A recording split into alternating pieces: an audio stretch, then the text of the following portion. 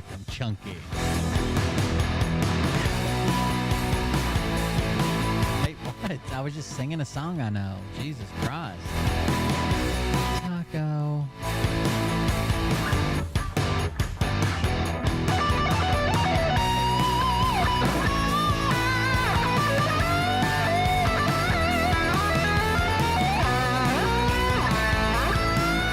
The Johnny Gobble saga has turned a new leaf. I haven't even we're going to be watching it together for the first time. I just started watching it.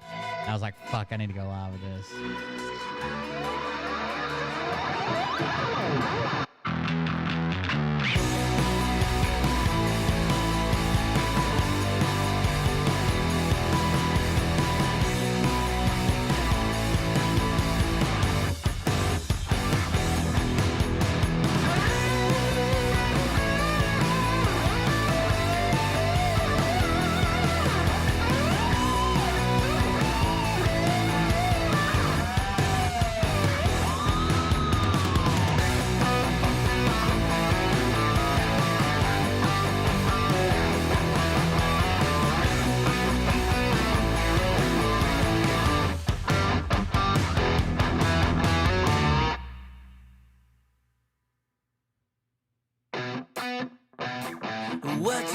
What you think about when you're born into a fire.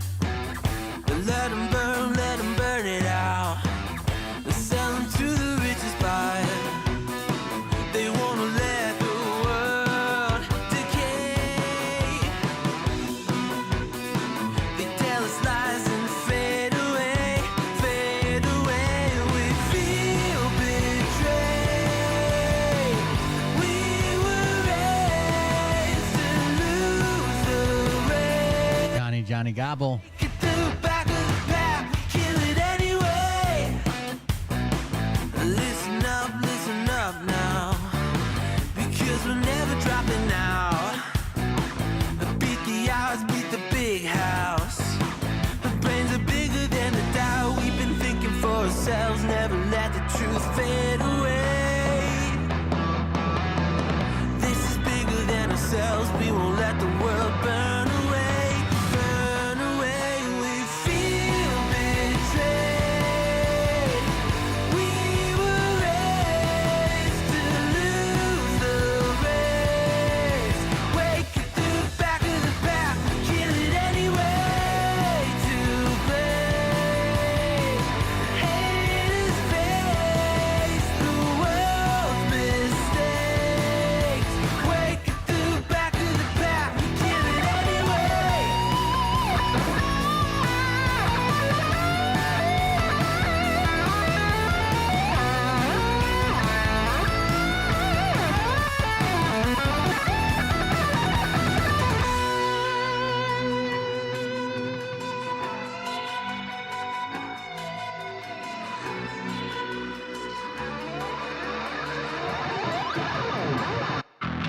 And we feel betrayed. We were raised to lose the race. Wake it to the back of the pack, kill it anyway. To play, haters face the world's mistakes. Wake it to the back of the pack, kill it anyway.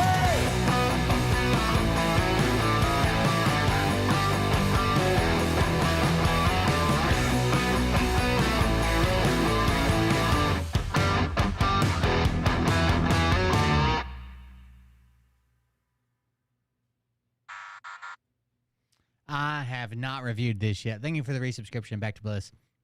I have not reviewed this yet. I started watching it and I thought, man, we're cutting too close because I was talking to Mariah. She was here holding me up in case you're wondering.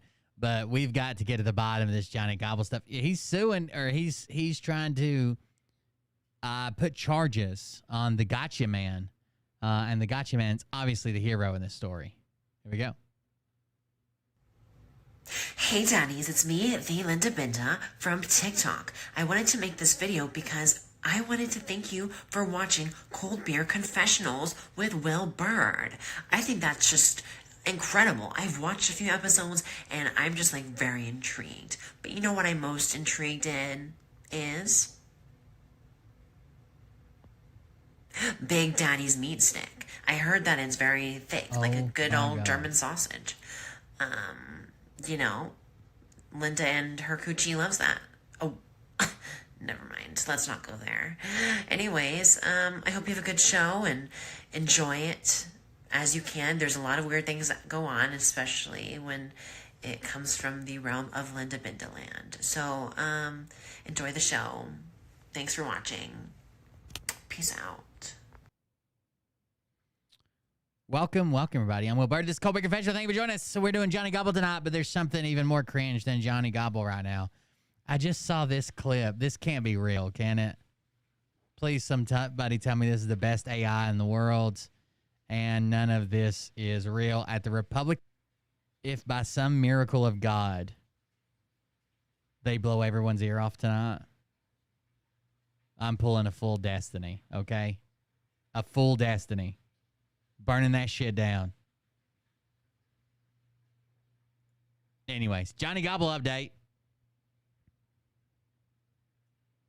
Well, good evening. This is the video that you guys have all been waiting for, that I've kind of been on it for, that has been really surprising to me, really hard to take whenever there's a lot going on in our country with this thing that happened with Trump recently, and just kind of how uneasy Americans feel about the way things are handled in this great free country. If you don't know, Gotcha Man, he's going to go through the backstory. I'll let him tell it. But basically, the Gotcha Man just went to eat at a Dairy Queen in Paintsville, Kentucky, on his route while he was working, and Johnny Gobble got him up on some harassment charges. Important thing to us. We should hold our rights very close to us. The portion I listened to sounded like Gotcha Man was being railroaded in some small town backwoods justice bullshit. Didn't sound good, but who knows? So most of the people who know me and follow me on this channel know that I'm not an auditor of any sort. However, when somebody even attempts to infringe on your rights as an American citizen and puts you through anything, you have an obligation to speak on it, to share it with the masses, to make sure that this doesn't happen again. I have two options. When something like what happened and shit like that. People that go on social media and they post crap like, oh, it's good, it's a shame that Trump didn't get killed, and shit like that. People feel like they can do that through the safety of their monitor, through the safety of the internet. You could say whatever the fuck you want and you will have no actual consequences for the shit you do. It's time to see consequences, baby. Are you okay? You think that the shooter should have been a better This is a VTuber saying that. People think they can hide behind their monitor. It's time to see. This is a VTuber. If you don't know what a VTuber is, they don't. Is that what you're posting on Facebook? Show their. This is a VTuber telling people that they need to be responsible for the stuff they say online. He doesn't even show his face. Media and they post crap like, he has a oh, virtual it's good. It's a shame that Trump didn't get killed, avatar. Like that. People feel like and he's telling people like, oh, it's time to be responsible for what you say online.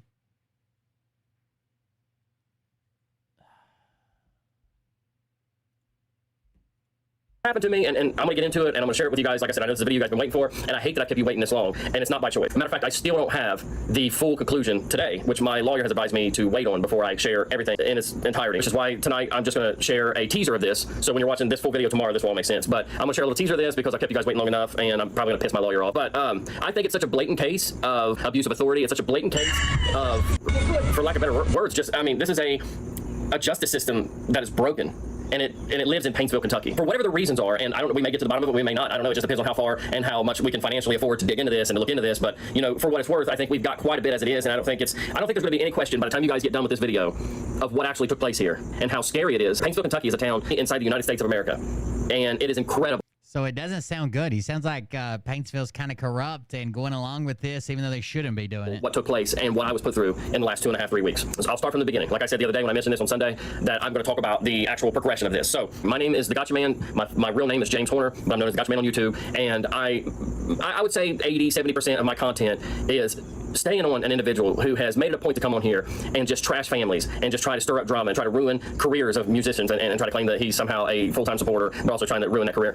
And then just brags on display that he is unemployed and has no urge to be employed, no urge to support his family, and will live off of us, the taxpayers, as long as he can. And he will use our taxpayers' money to set in this apartment in Section 8 and try to do anything he can to affect our lives, the ones who's paying for his lives, right? So just a little backstory for people who are new. This guy right here goes by Dagburn Johnny Gobble on YouTube. Oh, no. And his main priority, I'm not kidding you, he's an able body, he's able to work for the new ones. I know everybody that's been around for a while is like, I can't believe he's breaking this down. But this is an able body, almost 40-year-old man who lays around an apartment, lets his wife work to provide for him, and cheats the system any way he can. The mayor of his town was willing to give him a job with the city of Paintsville, Kentucky, a city job, which we all know how great a city job would be with the benefits and everything. And he decided to city jobs, the municipality jobs, it depends on what city you're in.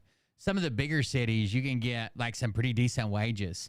But most city jobs, especially something like Paintsville, Kentucky, I worked a municipality job. They don't pay great, but the benefits are amazing. They're fucking amazing. The retirement, the health insurance, vision, dental, all that's great. Make a mockery of that and record coworkers getting on him about not wearing a safety gear, his PPE, his boots, his glasses, and decided to threaten to sue the mayor of the whole thing and pretended to fall off the back of a trash truck to get a workers' comp claim in which he raked in several thousands of dollars to just sit around again. Just a leech on society is what this man is. So I made it my mission to make sure that people out there are reminded of what a leech on society this piece is, okay? Oh, this guy can't stand the fact that I point that out. So he finds out that I have a father that's dying of cancer. He got a hold of... Now, this is true. Gotcha Man in some of his more serious videos has talked about his kind of troubled past with his father. Like, he was in the system, right? He was, neither one of his parents really raised him. He has issues with his dad, trying to reconcile that. How does it make him feel? What's going on? And his dad's kind of oblivious to the fact that his dad doesn't feel like he was, it seems like his dad doesn't feel like that, like he did anything wrong. But his dad starts dying of cancer, on hospice care, sent home to be comfortable and die. And Johnny Gobble goes to that man's house. Of my background check, which, and, you know, shared it out, but also I'm assuming among that background check is how he got the address to my parents' home. And he knew full well that my father was laying there in hospice and dying of cancer. Well, he thought, well, I don't like the fact that this guy's pointing out that I leech off the system and that taxpayers have to pay for me, because that might ruin my free meal. That might ruin my free ride.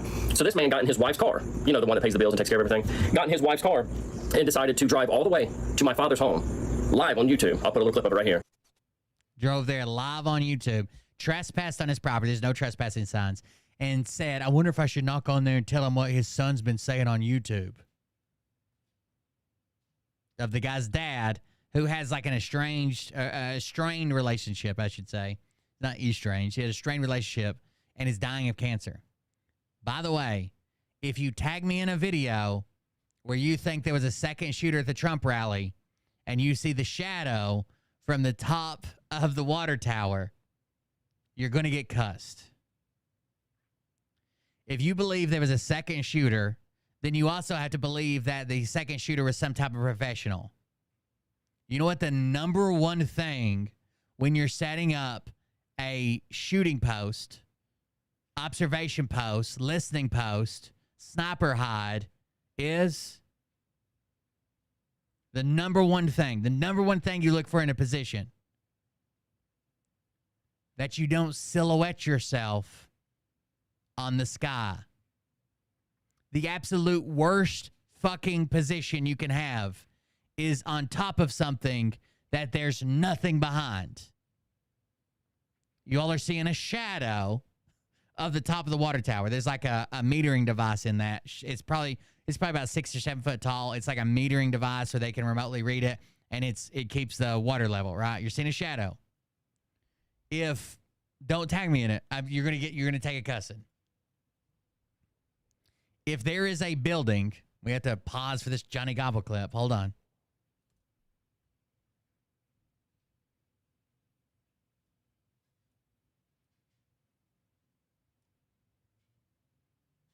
Trust me, I've done this. If there is a building, okay, let's say, I think that's brown. Let's say we got a building. Here's a door. Window, big window. Second story, right? Window.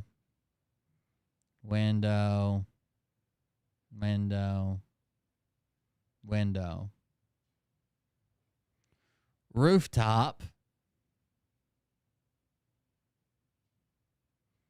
Roof access. Kind of wigged out on the corner. Roof access with another door. Rooftop. Let's say we got some vents or something. Those look like little trees. We got some vents up top, and maybe we got a heat pump or whatever. The absolute worst place to be, there is no worse place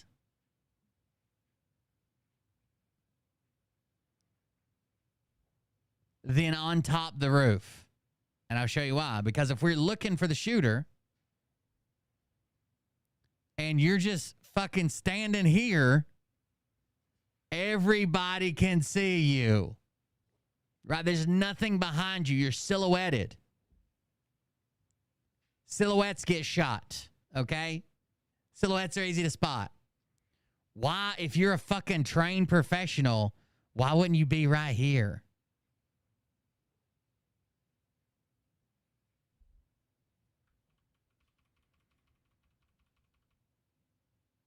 We can even do this more so. Hold on. Let me back up all the way.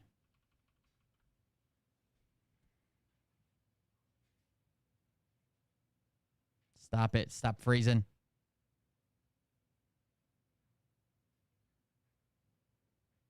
Okay.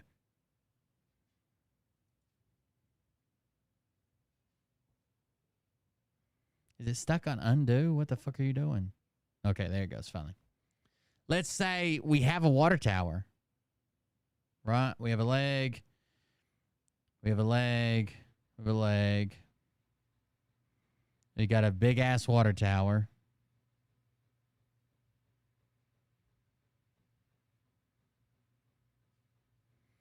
And there is a rail that wraps around there to walk around the bottom, right? And a catwalk. There's also a ladder to this side that goes up on top.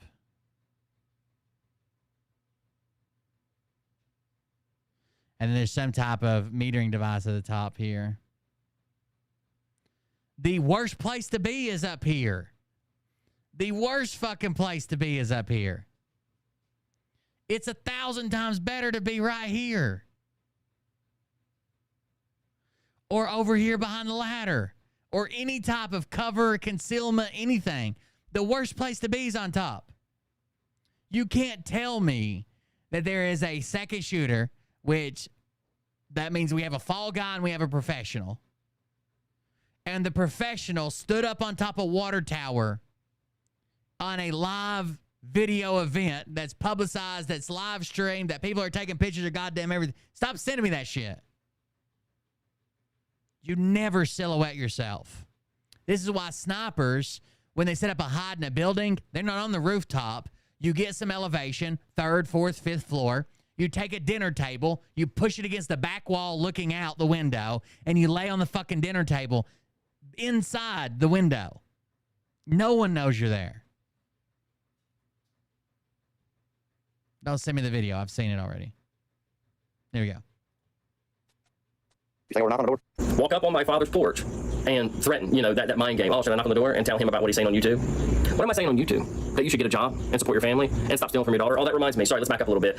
Several years ago, this poor guy's stepdaughter, not even his real daughter, his stepdaughter, was involved in a car accident and got an insurance settlement.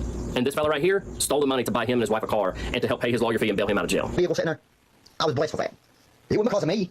I mean, let me tell you something. That just come out of nowhere. Nowhere. And I'm being honest about that, guys. The money that we spent on that vehicle came out of nowhere. Nowhere. I'm talking about, I mean, it's my daughter's money, but we didn't expect to get the money that we got. That money come out of nowhere. You see that car? Come out of nowhere. Nowhere. Nowhere. Nowhere. I mean, it's my daughter's money, and she rightfully deserved it because she was in an accident, had pain and suffering and trauma. But we took it and consider that as coming out of nowhere. To buy that vehicle. Out of my daughter's settlement to pay for my court. We struggled without a car for hell and ever. Riley ended up in a daggone car wreck. Well, we honestly didn't think she was going to get anything back from it. And then out of the blue, she did. I don't even remember how much it was, to be honest. But I give $6,500 for the terrain that we... Yeah, so the newcomers, I guess I answer your question of why I stay on this guy so hard. No questions, right? So let's get back to, he's at my father's house, who's dying of cancer and on hospice and laying on a hospital bed in there, just literally suffering his last few days on this planet Earth. And this piece of thinks it's a great idea. I'll just go up there and taunt his father. And, I know he wasn't brave enough to actually come near me and step on my driveway like he did my father's. I had no idea he was coming, by the way, because everybody that opposes him is perpetually blocked, right? You don't know when he's posting. You can't post a comment on any of this stuff. He's got more people blocked than what I have subscribers. I'm betting he has that many people blocked. That's how many people that he has let know who he really is. And they gave him, in one form or another, their opinion of him. And he blocked them. But that same day, he taunts and drives by my house. And my neighbor is a deputy sheriff. So drives right by his house. This kind of a bitch move. To drive by and stream somebody's house. I mean, if you're going to show up, show up. And if you're not, stay the fuck off my road. But to drive by and just stream, there it is. There's his house. He films my neighbor's house, which he has a history of this. He's been charged in his own hometown of Paintsville, Kentucky for filming a sheriff or police officer's address and personal space, his home. Also, there's another thing going around claiming that the guy made a post on Steam. Now, Steam is where you buy computer games if you're a PC gamer. That says July 13th will be my premiere. Watch as it unfolds. That's not him. That was an account that was edited after the shooting to make it look like it belonged to the shooter, Thomas Crooks or whatever, and put that on there. That's not true either. So he films my neighbor, which is a deputy sheriff. You know, that was his escape. It was, oh, well, there's a cop there. That's why I can't go and fight him. Which, whatever, it's fine. You know, because we're grown men, and I'm not trying to fight anybody on the middle of the street anyway. I got too much to lose. I know you don't, because your wife will still go to work tomorrow, whether or not you're in jail or not, or have a broken neck. So that's what he does. That's what he's about. So the backstory of this guy is over with. He steals from his daughter, steals from the government, steals from taxpayers, pretty much steals from his wife because he, like I said, he's able-bodied and refuses to go do anything for her or for his family. Lays around and spends his entire time on this platform right here, YouTube, trying to ruin people who are successful. Because if I can't get what you have, let me just drag you down. That's his mentality. So not only does he aggravate and make a lot of enemies here online, he makes a lot of enemies locally in his own hometown of Paintsville, Kentucky. The most recent one. Everybody hates Johnny Gobble. That's the thing. He done was he went to a local Dairy Queen in his hometown, and I'm assuming they're working a summer program, summer job of some sort, but there's some minors there. There's some young ladies in there that, you know, 16, 17-year-old. This is the story about Dairy Queen everybody's asking me about. Johnny Gobble went there and started yelling and screaming at, I don't know that it's a summer program, like most, I don't know if it's summer program or not, but fast food places employ minors usually. In the summer, they get to work more hours because during the school year, you have to be off by a certain time. You can't close more than like once a week. There's like usually laws around that. At least in Tennessee there are. I'm sure there is in Kentucky as well against minors working. But it's just minors under the age of 18 working there. And Johnny shows up and just starts yelling and fucking screaming at them, cussing them out. Ladies in there that are working the Dairy Queen, and he comes up there and he picks a fight with these girls. He puts it online for everybody to see, as he does. And he's cussing them, he's throwing his phone in her face, and he's carrying on with them, so much so to where one of the young girls who was underage had to slam the window in his face and say, "You're not going to talk to me this way, you're going to get out of here." Then he proceeds to go home and on his... Imagine that. Imagine if you found out that your 15-year-old daughter was working her shift at a fast food restaurant, and someone came up and cussed them and yelled at them and screamed at them to the point where they had to slam the window, tell them they're not allowed back, and call the cops. Like, that's ridiculous. He's a 40-year-old man. Live stream says how he's going to make sure that these young girls get fired, that he's going to get a lawsuit against the local Dairy Queen because he should be allowed to cuss and scream in minors' faces and put his phone in their face and record minors without their permission. He should be allowed to do all that, right? So he throws a big old fit and he does what he does, and this is the reason that nobody... You will not find a bigger advocate for, like, hey, you can film anything you see in public, you can film in public, right? And that includes private property. So if he could see that drive-through window from the sidewalk or whatever, he's allowed to film it. He can say whatever the fuck he wants. He cannot be on private property, though, that's owned by Dairy Queen, and be ramming a phone in the worker's face and cuss them out. I don't even like the streamers that got famous doing that, like trolling fucking Walmart and I don't even like that type of content. That is fucked up. He likes this guy. It's for this same thing right here. So a week has gone by from the time that happened on YouTube, that he displayed it for everybody, thinking that somehow... By the way, if you want to support the stream, if you like the show, you like what we do here, please do that through coldbeer.fund. You can donate through Buy Me a Coffee or whatever, make a contribution. We also have Patreon, which we're going to make some content this weekend with Patreon. I'm thinking about doing a hangout every Friday night of the week. I'm going to do a hangout before the weekend with just patrons. I think that's where the new thing's going to go. I might change the days up some because I'm looking to take Wednesdays and maybe Sundays off to work on the other channel. But we'll see. That isn't set in stone yet. People were going to side with him and go, yeah, you should be able to cuss out girls that are underage at the Dairy Queen because you don't agree with something. That obviously didn't work. So fast forward a week after that, as I was saying, I work in the tri-state area, and I was assigned to a job in a town called East Point, Kentucky, which is within Johnson County. Right, so this is how now we're the day of. This is what the claim is against for the harassment, right? He goes into work. He goes in. He figures out his job today is in East Point, Kentucky. Didn't think anything of it. He works in the tri-state area. So I guess that's Ohio, Kentucky, and what's the third state?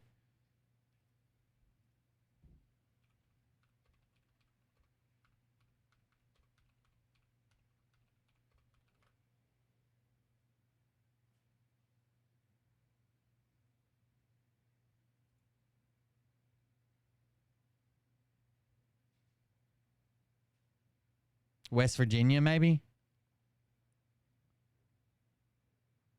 West Virginia is what Google's saying. Kentucky. Didn't put that together at first, but I go about my business as I normally do. I go from here at my home in Portsmouth, Oh, Ohio. yeah. Use the Amazon link if you're ever shopping. We get pennies on the dollar, but it's good.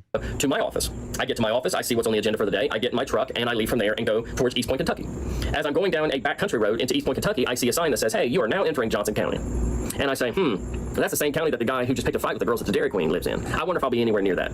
Well, I come out to the main road, which is US Route 23 that runs... By the way, this is a week after... Yeah, it could be Indiana, too. You're right. This is a week after the Dairy Queen thing happened, okay? 1 week after. He's working in Kentucky. The heart of Paintsville and East Point and all that. I come up on 23 and I realize, as a matter of fact, I am in Paintsville, Kentucky. What a coincidence. I go to my appointment for work. Work always comes first. I got a family to feed. I'm actually one of those Americans that works and provides for my family and has some respect and dignity for myself. And, you know. I swear I think he's right about it. Seems like Johnny Gobble's #1 goal is to just not have to work a day in his life. Like whether that's YouTube or trashing somebody else or making TikToks or suing a company, or his entire goal is he does not want to have a job. I know that's lost on you, Mr. Dagburn Johnny Gobble. I go and I do my appointment. I leave there. I need fuel. I stop at the local fuel station there in Paintsville, Kentucky, fill my truck up. It happens to be lunchtime. I swing over to the local Dairy Queen. I get a chicken basket. I pretend to... We've seen every time he's there. We've seen when he got an inventory sheet. We've seen every time he's there. Speak to the women about him, you know. I actually said, hey, can I get some napkins because I'm driving down the road needing this. It may make a mess. The girls giggle. I get a little clip of it. That's what this is YouTube. So again, I said this when the video was put out, that he's got a little clip of them laughing. He says, oh, that was, you know, something I said about Johnny. But it wasn't, right? It was just, if it was, it would have been on video. Instead, it was just a video of them laughing. He's like, oh, I said something about Johnny, and that's why they were laughing. In fact, he said something else. He asked for napkins, and they were laughing. It's called fiction. I find myself in this guy's very... That's why it was cut the way it was, right? It was just them giggling. He's like, oh, I just asked him, blah, blah, blah. But that's why it was cut the way it was. If it wasn't, it would have been on camera. He would have made his joke, and they would have laughed. And I thought, well, I'm going to stop by the Dairy Queen. I recorded a little bit of an interaction with the ladies. I put up a text saying, hey, this is the point where I say, I'm sorry that you have to deal with somebody like Johnny Gobble, and the ladies had a good laugh, yada, yada, yada. I go about my business, knowing that I've... Right. So he claims that he says, I'm sorry you have to put up with somebody like Johnny Gobble, and they giggle. That's what he puts in the video. That's the claim, but that's not on tape. The only thing that's on tape, the only thing that's recorded is just the giggling, right? And the giggling is from him saying something else. But you can, like, if I just get a video of Mariah laughing, I'm like, oh, Mariah's laughing because I told her Dr. J has a tiny dick. Then really, she was laughing at something else, right? Hey, this is the point where I say, I'm sorry that you have to deal with somebody like Johnny Gobble, and the ladies had a good laugh, yada, yada, yada. I go about my business, knowing that I've done everything within my legal right as an American. I am allowed, if I'm working in that town, and my work brings me through that town, I am allowed as a U.S. citizen, free travel. It's part of my rights as a U.S. citizen to freely travel. I don't think, besides the time Johnny invited him to his house, I don't think he's ever fucking done anything face-to-face or even where Johnny was at the same time. That somehow he goes and says harassment. Through this country. And it's my right on YouTube to record and upload what I do for my people to see. So, not thinking that would be anything that I had any trouble with, I come home. Around this same time, the same individual decides, you know what, I don't feel hated enough. I'm going to start, and I think he said it was a comment in one of his live streams, that somebody offered him this idea. Hey, why don't you put your phone number up and then say, people call in live and tell me what you really think of me, right? That was his idea. Around the same time, mind you. And he's having people call in and say what they want about him, and a lot of them are, hey, get a job, bum. Hey, support your family, bum. Hey, pay your daughter back, bum. And then you got the few, 2 or 3 people that, and that's great. Everybody needs somebody that supports them. I don't have any problem with that. But there's a couple people, hey, you know, I think you're great, whatever. But around that same time... Oh, enjoy your vacation, cutie. You're not in Paintsville, are you? That's an offense. Snitching ass. Half his platform was how much he hated the cops until he ran to the cops. Phone number out, which is a means of communication, a line to him directly. So he decides he's going to stop me once and for all. So he's going to walk into his local sheriff's office, and he's going to sign a sworn statement saying that he has received 53 missed calls within a 24-hour period, and that every single one of them was from me, and he has proof of that. And prove it, motherfucker. Then prove it. Prove it. Not only that, I also came to his town and went to his Dairy Queen for the sole purpose of intimidating him. I'll put the affidavit right here. So, seeing this, my first... Oh, shit. Let's go back to that. Oh, shit. Johnny talking shit.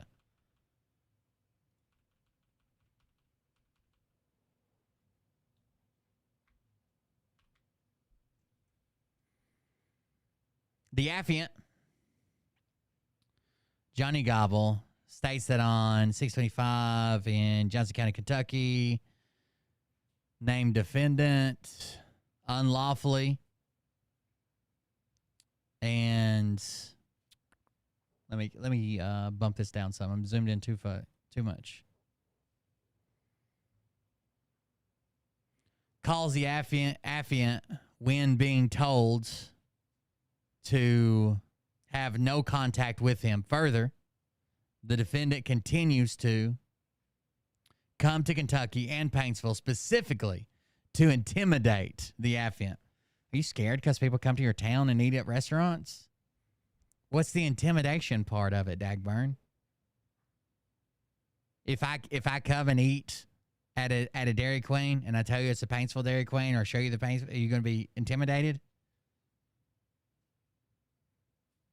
You know you can't prove that phone calls that are made from an unlisted number are the person that you want them to be, right? Yes. My first thought is, well, like any law-abiding citizen, oh my God, there's a legal document, a signed affidavit with my name on it as a defendant. That is, the plaintiff is the state of Kentucky. I'm the defendant.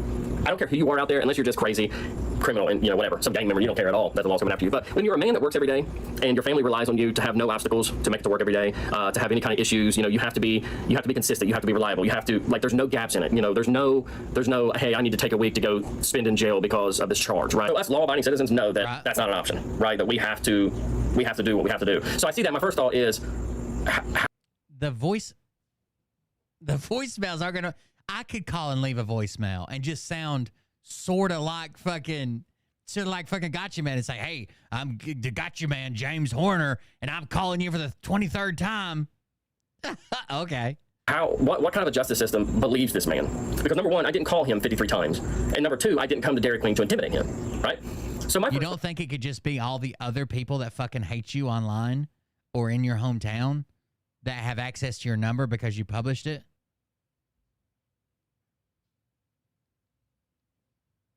I can call you from whatever number I want. I can type in a number. I could call you from 123 if I wanted to.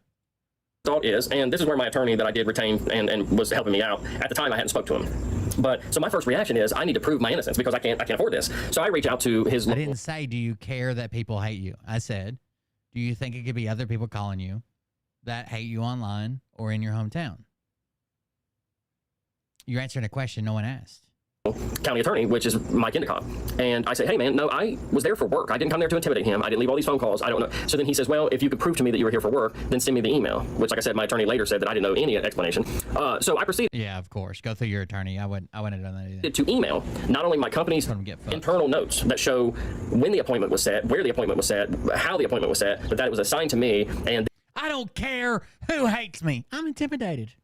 This was the time that was assigned to me. And then I proceeded to also, because I have GPS trackers on my trucks, and then everybody has Google Timeline that they can go back, and was able to send to him my movements for the entire day. From the time I left my home till I got to my office, till I left my office, till I got to the appointment, from the appointment to the gas station, Dairy Queen, back home, so on and so forth. I was able to show every bit of that, which I thought would be the end of it.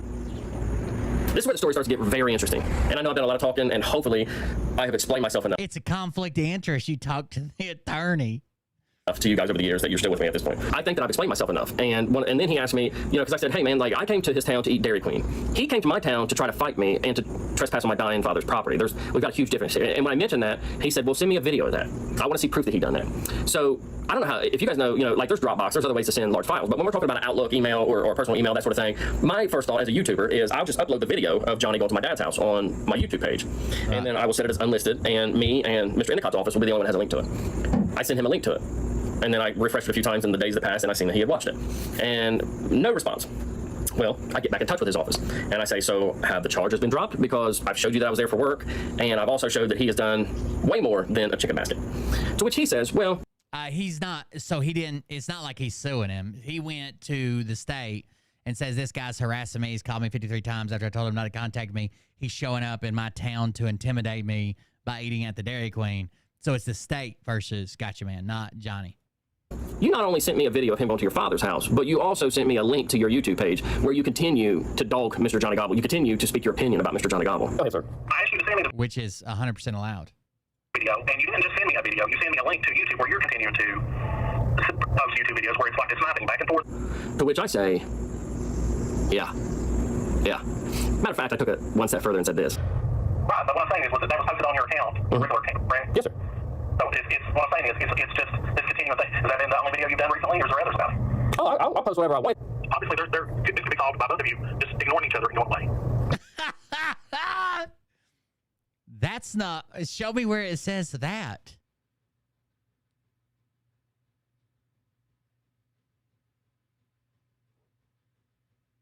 Show me what law says. Well, both you guys got to be nice to each other and ignore each other. Yeah, well, I mean, that's the thing is, you know, like I say, I'll continue to give my opinion about him until he gets up off that couch and gets a job and supports his family. And as far as this goes, I guess I'll have to hire an attorney and come down there and take some time off work. Yeah. I will continue to share my opinion about him until he... Ooh. It's almost like there's an amendment where you can talk about whatever the fuck you want to talk about, especially when someone makes it a public affair and puts their... Anybody can talk about me that wants to, right? I put my shit out there. No one's got to hunt me down. No one's got to do any criminal activity to find out about me. It's all out here. So if you want to say something about it, say something about it. He gets off the couch and he does anything to support his family. I did say that to a county attorney. So he seemed to be upset, right? And he seemed to be... It's conflict of interest. I had to shut it down. And that's when I started. And it's around that time that I did retain counsel. And I had... We'll get a new judge. That's helping me say, hey, man, dude, you should have never sent any of the, you know, it's not, the burden's not on you. This is so frivolous and it's so insane that he's even, you know, willing to go forward with charges against you. There's a disconnect here. This doesn't make any sense. And I agree. I'm like, I don't understand, you know. So here's where it gets very interesting, and I want everybody to listen really closely, and I'm going to put recordings in here to back up every single thing I'm saying. So my attorney asked me, he says, hey, I can either send him a certified letter with these things listed. Here's how much it's going to cost, you know, attorneys are. I can send him a certified letter, and I can sit here and work at this thing and, you know, get to the bottom of what his actual basis are for even charging you to begin with. If I'm being honest, I'm impatient, right? And I'm so stressed out at this point. Like, every day that goes by knowing I have a charge hanging over my head was another day of just stress for me, you know, and I've got some heart issues. I got a lot. Same way you have to have regional articulable. Somebody has to go through and say, this is a statute, and here's how you violated it on this date at this time. Here's the criminal statute. Here's what you did. And we believe that what we say you did, and we can prove you did, allegedly, violates this criminal statute, and that's why we're bringing charges. A lot of reasons why I don't need this extra stress and why this is beyond f***ed up. But my attorney says, well, if he's claiming he has voicemails to prove that you are the actual author of, and you are the one that called him these 50-some times in one day. And Mr. Gobbler was saying in the phone calls, he's got these voicemails, and he has sent me a recording of the voicemails, and he says that your voice in these, you know, whatever, 50, 53 voicemails. Good luck proving it. I don't know what to do other than to deal with it in court. And was a reason for him to have to change his phone number and to file harassment communication charges. Then ask him, you know, there has to be some sort of proof of this. There has to be a timestamp. There has to be a date for these voicemails. There not only has to be, you know, a proof of where the voicemail came from, but bare minimum, a date and a time. So that he can, you know, he can line this up, you know, he can connect this to this day in question to where it was such a harassing day, so to speak. So I give Mr. Endicott's office a call back. And I'm still confused. And I'm saying, what voicemails are you speaking of? What are you talking about voicemails? Supposedly on these like phone messages, which is what the charges are, harassing communications based on these phone calls. There's supposedly voicemails that he says is your voice on these phone calls. To which he says he has voicemails. But somebody has to prove that it's him beyond reasonable doubt. 100%. Like, imagine if someone just sounds kind of like you, especially over a voicemail, which is low quality, just sounds kind of like you and does this. You're not going to go to fucking jail for it. You're not going to catch charges for it. They have to prove, which means that they'll have to bring in some type of forensic audit and get it from both phones. He's given me that he's saying is your voice, and he's sworn to it that it's your voice. And that's the reason that you have a charge against you. To which I say, well, are these things time-stamped? Like I said, this is a misdemeanor. This is not a felony. Obviously, if you come in and prove that is not your voice and not you that has made these calls, the charges against you will be dismissed. If you can prove that he falsified these phone calls, you don't have to. at that point, it may be a situation where he can be charged for falsely reporting an incident. Sounds like they're putting all the burden on him. Seems like the burden's on the state. The state has to prove it is you, not that you have to prove that it's not you. This is the first time he's ever heard the man's voice. And he's like, well, you might want to prove that it's not you. He has provided the phone records and then the voice messages. So are these This is what it's like dealing with a fucking 2-bit backwoods fucking criminal justice system. Timestamped? Is there a date? You know, and he looks and he says, well, I do see a time near it. I said, but do you see a date? I said, because here's the problem. You know, there was a period 6 to 8 months ago where Mr. Gobbler had struck my channel through YouTube. I had to explain that to him. I said, he struck my channel solely for the purpose of getting my phone number so that he could call me and try to talk to me and, you know, try to be civil and whatnot. And I said, and that would be the only time that I could think of that I would ever call him back and more importantly, ever leave a voicemail. I said, so what it sounds like is going on here is he's getting maybe a voicemail that I may have left him 6 months ago, whatever, 4, 6, 8 months ago, and he's walking into your office and saying, hey, I've been harassed by this man, coming to my Dairy Queen and calling me 50 sometimes this day, and I had to change my phone number and yada, yada, yada, and here's the proof of it. That's my thought, right, was, hey, he is definitely lying. And that's the reason I asked this question. And if he's wanting to bring you in a voicemail from last year and try to tie me into it, and if, you know, and for lack of better words, if you guys fell for it. He's using voicemails from last year to say that these were from the phone messages that he had on. I can't remember what date was the date that he received all those calls. Obviously, that can't go to prove it. You're correct, 100%. Yeah, so I said, so if we can prove that he came in there and lied to you about when these voicemails are and who's the author of them, can we get him charged for filing a false report? Which he seemed pretty gung-ho about. It seemed pretty promising. He said, absolutely. Now, if we find out that's the case, we can 100% pursue charges against Mr. Gobble. And I said, well, that's great news because I 100% know this isn't me. I haven't called this man one time in this time frame in which you speak of. So here's where stuff gets very interesting. He proceeds to play some of the voicemails for me. Are you hearing the voice? Wait, let's see. You can call it. What are you talking about, boy? The little man. Leave him alone. The little man? Yeah, you're. Oh no. Oh no. You. That gentleman said, "Hey, it's little man." The little man. Leave him alone. Why you? Oh no. Oh no, Dagburn. He said, "Hey, it's little man." He didn't say, "Hey, it's gotcha, man." He didn't say, "Hey, it's James Horner." He said, "Oh no. Oh no." Here we are. It's morphin' time. Tiger Sword. You do after Dirk.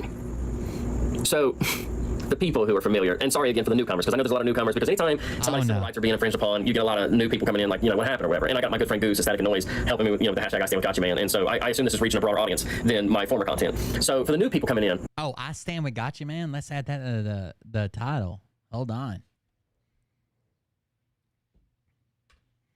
Hashtag I Stand With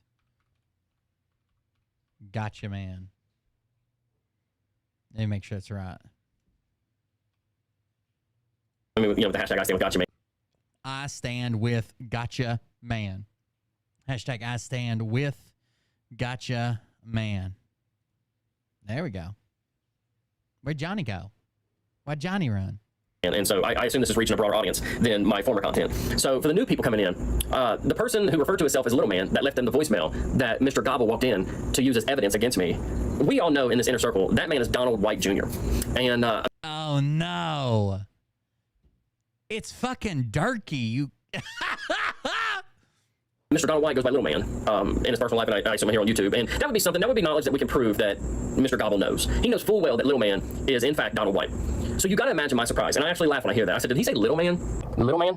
And he says, yeah, that's not shit. What are you talking about, boy? Is this your voice? No, that's not me. And Johnny knows it's not me. So here we have two problems here. There's no date that you can give me on these voicemails that would connect it and that would prove this time that he's filing this claim about and getting me charged with. Like you said, it's just a misdemeanor, not a felony. Like I said, this is a misdemeanor. This is not a felony. Obviously, you come in and prove that that is not your voice and not you that has made these calls. The charges against you will be dismissed. Oh no. Oh no. Gobbling up them false reports. Not to mention, let me pause for a second and say, have you ever had a county attorney give you this sort of legal advice? The thing, it's a misdemeanor offense. They cannot extradite you. If you're not here in Kentucky, then there is no charge for you to deal with. You understand? Yeah. You know, this is one of those things that you can't get extradited on, so just don't come to Kentucky anymore. Here's my response to that. I go through Kentucky for work on a weekly basis. I'm in Kentucky all the time, which is the reason I stopped and had lunch, and I thought it was a beautiful. Yeah. So like I won't knock the district attorney for saying that. I've been told that before, right? And I know other people's been told back, like, hey, you know, it's a misdemeanor. They're not gonna fucking hunt you down or nothing. Just realize if you come here and you get pulled over or something, it's not like we're looking for you. But if you come through our town and get pulled over or somebody runs your tags or something, it's gonna pop up. Until I realize it. And if you guys ain't seen that this guy's a problem, I mean, there's got to be several other people that he has issue with, and he's the common denominator.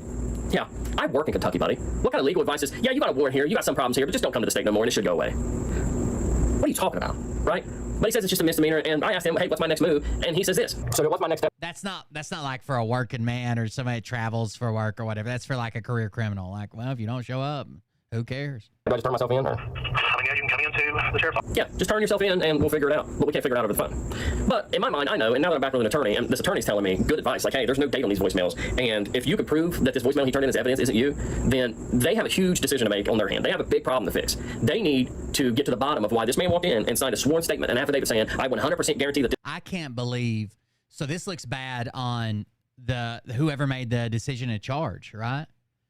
Just off this guy who we know has filed all these other reports and fucking recorded the mayor. Mike Endicott, he's had run-ins with Mike Endicott where he recorded him and had to be thrown out of his office. The same district attorney, right? Or county attorney or whatever.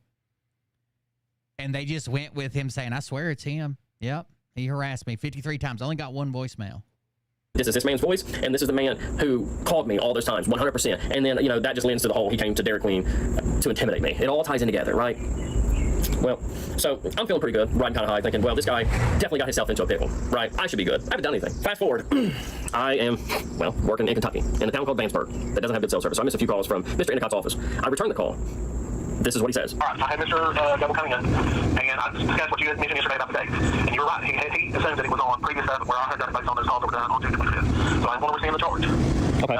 But I would ask, please, based on those calls that were done on June 25th. So I want to rescind the charge. He assumed that it was on previous stuff where I had done it based on those calls that were done on June 25th. So I'm going to rescind the charge. And you were right. He assumed that it was on previous stuff where I had done it based on those calls that were done on June 25th. I returned the call. So you're right. The timeline is not right. It's not on June 25th or whatever. This is what he says. All right. I had Mr. Gobbler come in, and I discussed what you had mentioned yesterday about the date. And you were right. He assumed that it was on previous stuff where I had done it based on those calls that were done on June 25th. So I'm going to rescind the charge. Okay. But I would ask, please, that you, have no contact with him. No. I mean, the no contact's fine if he wants to go get a no contact order. But you can't tell me what I can and can't say on my YouTube channel. Come get me, motherfucker. With discussing him on social media would help quite greatly. So, yeah, he's letting me know that he is going to... It sounds like Johnny's making more hassle and paperwork for them, so they're asking a favor to leave him the fuck alone. No. If he wants to run to the cops every time I do a video, let him run to the fucking cops every time I do a video. Petition to the judge to rescind the charges. He's going to have it rescinded. And I asked why. And he says, yeah, so you were right. These voicemails are from another time. And wouldn't elaborate on the fact that the one wasn't me. He didn't want to talk about that. And was somebody else that identified himself by nickname. Right. But he says, yeah, we're rescinding. Hey, it's Lil Man. I'm going to petition to the judge, and we're going to get this dropped for you. Which I guess he thought I would go, yeah, thank you so much. But my question was, it's always this one person has issues with everybody, and everybody fucking hates him. Like it's not this strange thing where I have no idea what happened. Just one day I woke up and people were calling me 53 times and leaving me voicemails. Did this knowing that wasn't me calling, that wasn't a recent voicemail. Now, is there any filing a false report thing that's going to happen to him? Well, I will say in his benefit that he truly, I had seen multiple times, and he did not understand what I was saying until I finally explained to him that. He did not understand. Oh, the voicemails are supposed to be from the day that I said they were from. Voicemails have dates. Voicemails don't just float around until I open them, and that's the date. This was on the phone calls that were on the 25th, and he said, no, that's not what these are. These are, I forget what, March or something. So, no, I don't think he truly was intentionally doing it. I think he does believe that those calls were on the June 25th were from you, but I specifically asked him if those messages that he had were from that date. So he got a bunch of phone calls, and he's like, who's this person that keeps blowing up my phone? Let me check my recent voicemail. This is on June 25th, the day he claimed that he was being harassed. Let me check my recent voicemail. Oh, it's from March 3rd? Must be the same guy. And he told me no, so obviously that's why I'm asking to rescind it. Yeah. Are we going to get this guy charged for filing, for lying on an affidavit, for walking into... Yes. He basically called Johnny an idiot that doesn't understand that voicemails have a date and time stamp. And those voicemails were from months before he claimed that he was harassed on June 25th. A court of law, a justice system, and saying, hey, I know for a fact, and I signed on here swearing to it. Is he going to face any consequences? This is where the story gets real fucked up. Because this is where this man says, well, I think he was confused. I don't think he understood exactly, when I told him the voicemails had to be from this day, and seemed to be making an awful lot of excuses for Johnny Gobbler. Now, that's the part that I have a huge problem with. And he kind of gives us the reason why, right? He says this. It's kind of like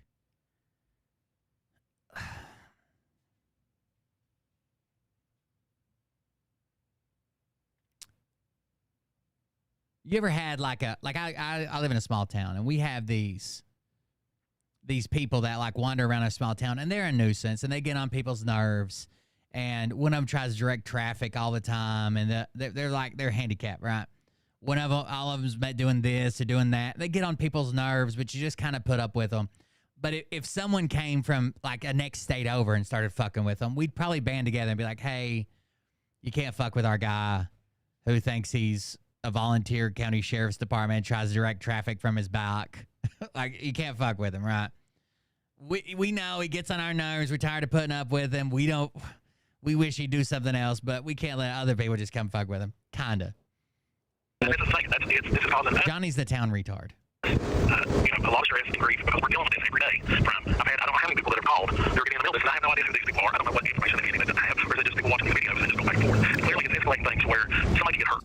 Yeah, that his office has been inundated with calls. He's got so many calls over this situation of people who don't have anything to do with it. He don't know if they pertain to the case. He don't know if he do, and it's just too much for him. So, I think it's a combination of, hey, I just want this whole thing to stop, or, hey, God was an informant for me, allegedly. I'm not going to say that to be certain, but that would make sense why you would just be on his side and try to make excuses for a man. Who makes excuses for a man who walked in and lied to a law enforcement officer? Unless you have something, it just doesn't make sense. And then he claims, like I said, he didn't know any better. Ignorance isn't a defense. Ignorance of the law isn't a defense. You can't say, well, I didn't know you weren't allowed to drink and drive. But now that you told me that, sure, I'll never do it again. Just like you can't say, well, I didn't know I couldn't walk in here and give you voicemails from Donald White Jr.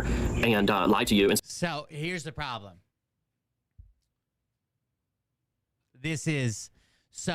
Ignorance of a law does not make you have to comply with that law, right? You don't know the law exists. But some laws you have to have intent. So if I see let's say a car sideswipes me, and this car sideswipes me and drives off, and my car spins around, it's a bad crash. I see it was a red Kia. It was a red Kia. The cops show up, and I'm like, it's a red fucking Kia. I just saw it. It was a red Kia. 100% it was red Kia, and that's my sworn statement. I sign it. It's my sworn statement. Turns out it was a red Hyundai. No one's going to get me for filing a false police report, okay? Because you have to have intent.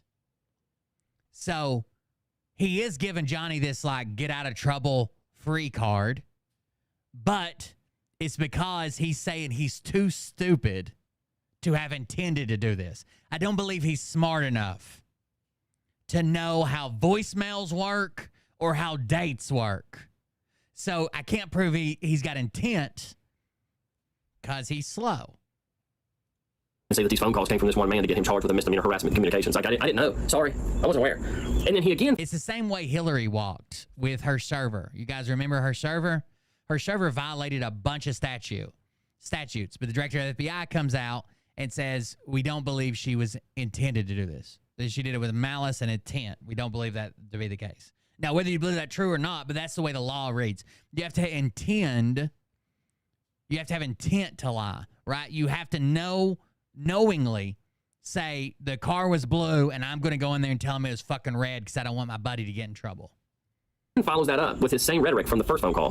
With discussing him on social media would help not greatly. Well, the best thing you could do is just not talk about this man anymore. I got bad news for you, buddy. I'm never going to stop talking about what a piece of shit Johnny Gobbler is, okay?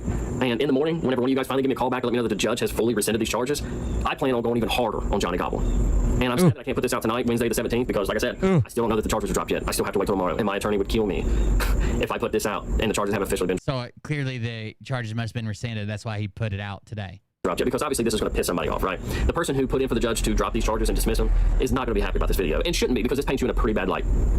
A really bad light, actually. You let some low-life loser, layabout, leech on society crackhead walk into your office, tell you a bold-faced lie with no evidence to back it up, and you were willing to go forward with charges, and to tell me, hey, best thing you can do is turn yourself in, or just hide from the state of Kentucky. But I got voicemails. Anybody could have... I just told him when he was in the chat, anybody could have been those 53 calls, and he said, from his number with voicemails, Johnny knew. Johnny already went into that guy's office 2 days ago, and the guy had to tell him, you're fucking retarded. These are from March. And then Johnny plays dumb in my chat, and it's like, oh, I got phone calls from him with voicemails left. It had to be him making those 53 calls. He plays dumb. and shoots his shot to try to get some sympathy or try to stir up people to get upset or angry or yell or get a reaction, right? Heal together. Civil rights people out there, does that make any sense to you? Have you ever heard anything like that? And one more thing, and I'll leave it with this, is there is a bit of stress that comes with knowing that you have a charge against you, knowing that you have to somehow retain an attorney, knowing that you have to somehow take time off of work to go and turn yourself in for said charges. And who knows how long that'll be, and who knows if you actually have to be booked in and sit in jail for a little while, but it all takes time, money, and a toll on your mental health. That part ain't cool. And somebody's going to pay me back for that. Like I said, I'm on medication every day for my heart. I don't need any extra stress. And that's the reason. So that is, with or without intent, with or without intent, somebody needs to repay somebody needs to repay. There needs to be a way for him to recoup the money that he spent on a lawyer, the time he had to take off work, the stuff he had to do, right? Hell, the fucking stress and suffering. A person is guilty of false swearing when he makes a false statement which he does not believe under oath. So that's why he's like, I don't believe that he knew that when he does not believe under oath or is authorized by law. False swearing is a Class B misdemeanor. That's in the state of Kentucky. It is under Section 523.040. Johnny should have called me. If you can't afford a lawyer, I'm the next best thing. I'm not a lawyer, and I'm not trying to say I'm a lawyer, but I've been around all this before. We cover this too much. Perjury. Perjury is counted under the same statute. Perjury. Person is guilty of perjury in the first degree when he or she makes a material false statement which he or she does not believe in any official proceeding under oath or required by law, in a subscribed written instrument for which an oath is required or authorized by law, which the intent to mislead a public servant in the performance of his or her official functions, when such person is subscribing a warrant accusing his or her spouse of an offense in the application for a warrant under KRS 455.180. Perjury in the first degree is a Class D felony. So again, it's statements that he doesn't believe to be true. So if Johnny plays dumb enough, he'd be like, oh, those voicemails were supposed to be from the day that I claimed that he called me. Look, I claimed that he called me 53 times on June 25th. And I have a voicemail from March the 3rd. I think those are connected. I tell you exactly what happened. Johnny went down there and said, hey, I think somebody's harassing me. They went and ate at Dairy Queen. They're like, well, that's not nothing. Well, I think they've been calling me a bunch too. Do you have any proof that it's them calling you? Well, it's from an unlisted number. But do you have any proof, like a voicemail? Oh, yeah, I got a voicemail. Now, a normal person would connect the 53 calls made in one day to it has to be the voicemail you have to have is from that day. But Johnny's fucking steam engine of a brain belching out fucking leaks and shit, black smoke coming out his ears. They just said, can you prove that he made the 53 calls? Would you have a voicemail or something? Yeah, I got a voicemail. And he turns in a voicemail from March.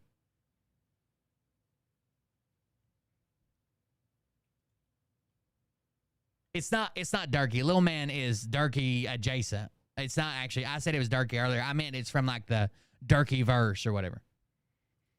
Said what I said right here. I hate this. I mean, I hope that you can handle it. If I have to go there, somebody's going to have to pay me back for the time, the lost wages, and all that. Well, obviously, that's something you can talk to an attorney about suing him. I'm talking about you. If you're saying that, no, sir, no, that's not how it works. Well, you're wasting my time for taking this guy serious. Yeah. No, I'm not talking about suing him. I'm talking about you.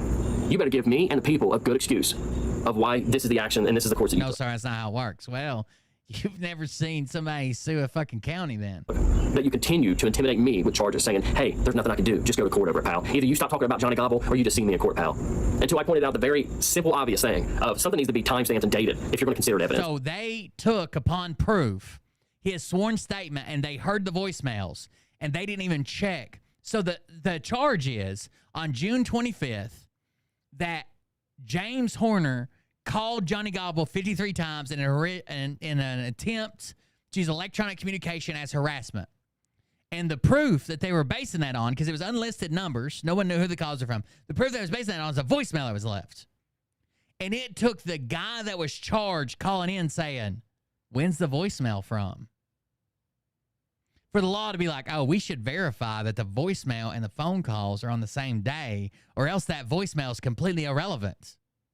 What if that voicemail would have been 10 years old? Not even mentioning, they never verified that it was him. They just took Johnny's word for it. Oh, that's him. Yeah. And then you fold like a house of cards and say, well, we'll dismiss it, but still, please don't talk about him anymore because I don't want to deal with this. And I'll have to get involved to it. And then, like I said, just call me back maybe Thursday, so maybe Monday. I'll check and see what the judges say. Okay, I just want to say this last thing to you. I was trying to say, I think it cut out. I don't think you were able to hear me.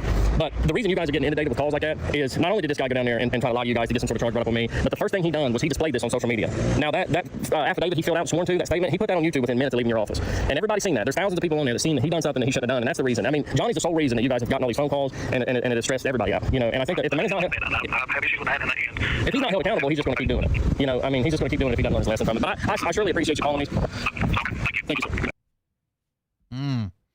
So this still isn't the end, right? He started this video off with, I'll tell you what I could tell you from the lawyer, blah, blah, blah. We might go further. We might not go further. Who knows? He has legal counsel now, and which is a good deal. Like, you don't want to play all your cards. He even said his lawyer wouldn't let him put it out till he knew the charge was actually dropped. Wow. So imagine I come to you and I say, someone called me 150 times yesterday and I know who it was. And you're the cop, right? Or the district attorney or county attorney or whatever. You're like, you know who it was? I'm like, I know exactly who it was. Okay, what number was it from? I'm like, it's unlisted. They're like, so you don't know who it was. Did you talk to them? Nope. They all went to voicemail. Oh, good. Did you get a voicemail? I got a voicemail. Yeah, here it is. Let me play it for you. And first of all, it's several different people in these voicemails. Second of all, you never say, and the voicemail was from those 100 calls you got. That voicemail that you just played me was from the 100 calls you got in a day. You never asked that? Wow. Wow. Detectives. The finest Paintsville has to offer, for sure. Gotta be. I've never seen better. Have you? Have you ever seen better? It's Hulkamania, brother.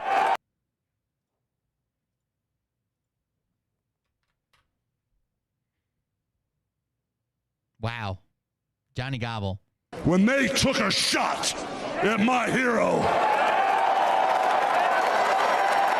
and they tried to kill the next president of the United States, enough was enough.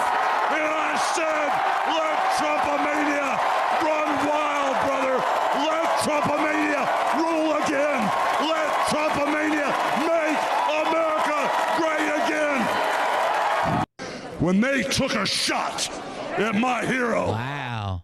Politicians need to answer one question, brother. What you gonna do when Donald Trump and all the Trump... It's weird that they asked... So wrestlers have an act, right? He did stock up church forever. Wrestlers have like an act. It's weird that they asked him to like put his act on. Why didn't he just speak as a normal human? Politicians need to answer one question, brother. What you gonna do when Donald Trump and all the Trumpomaniacs run wild on you, brother? All you crooked politicians need to answer one question, brother. What you gonna do when Donald Trump and... Wow. Wow. Oh. A maniac. He'll know enough to let go of his materialistic possessions, hang on to the wife and kids. Thank God Donald Trump's a Hulkamaniac. He'll know enough to let go of his materialistic possessions, hang on to the wife and kids, dog paddle with his life all the way to safety. But Donald, if something happens, you run out of gas, and all those little Hulkamaniacs run out of gas, just hang on to the largest back in the world, and I'll dog paddle us, backstroke all of us to safety. Oh, and thank you, Hulk Hogan. Let's get back to action. Thank God Donald He's swimming off. It was just swimming off stage He'll for me. know enough to let go of his materialistic possessions, hang on to the wife and kids, dog paddle with his life. All Somebody put post-assassination Trump is such a stud that the pussies are grabbing themselves. And then they shared this video. Hold on. Let's see what this is.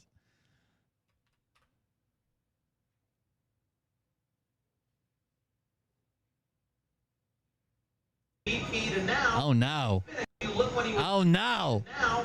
It's been a look when he was VP to now. Oh no. Look when he was VP. Pussies are grabbing themselves. Jesus Christ. It's been a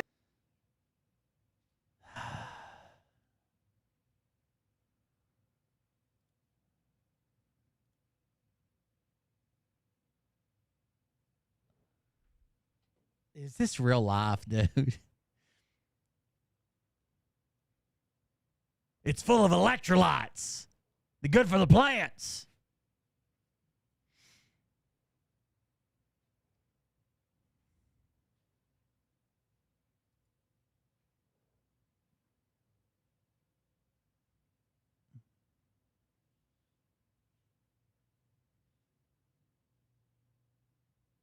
Trump walked out of the room when Alina Habba took the stage. Okay.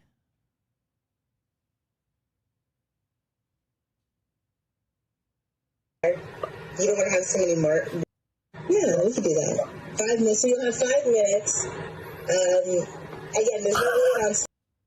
Sorry, I can't show that. You want to see the definition of fuck around and find out? I think this was, did they say this is in Ohio? So this is a road rage incident. Be aware there is violence involved, no bloodshed, nothing crazy, but just be aware. Trigger warning. This is literally the definition of fuck around and find out at a road rage incident. I think they may have said this is Ohio. I'm not sure. But there's no charges on the driver of the white truck. So he's got a firearm. Or maybe, is that his belt? I thought he had a firearm to begin with. Maybe not. Maybe I'm wrong. Yeah, what's he pull right there? What's in his hand?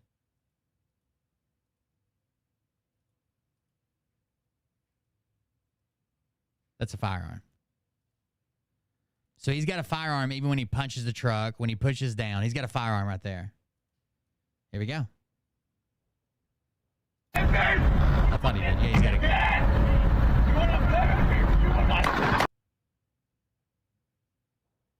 So does driver of the white truck.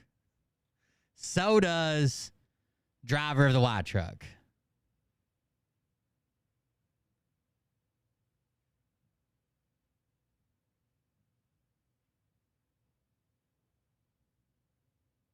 Driver of the white truck puts 3 in him.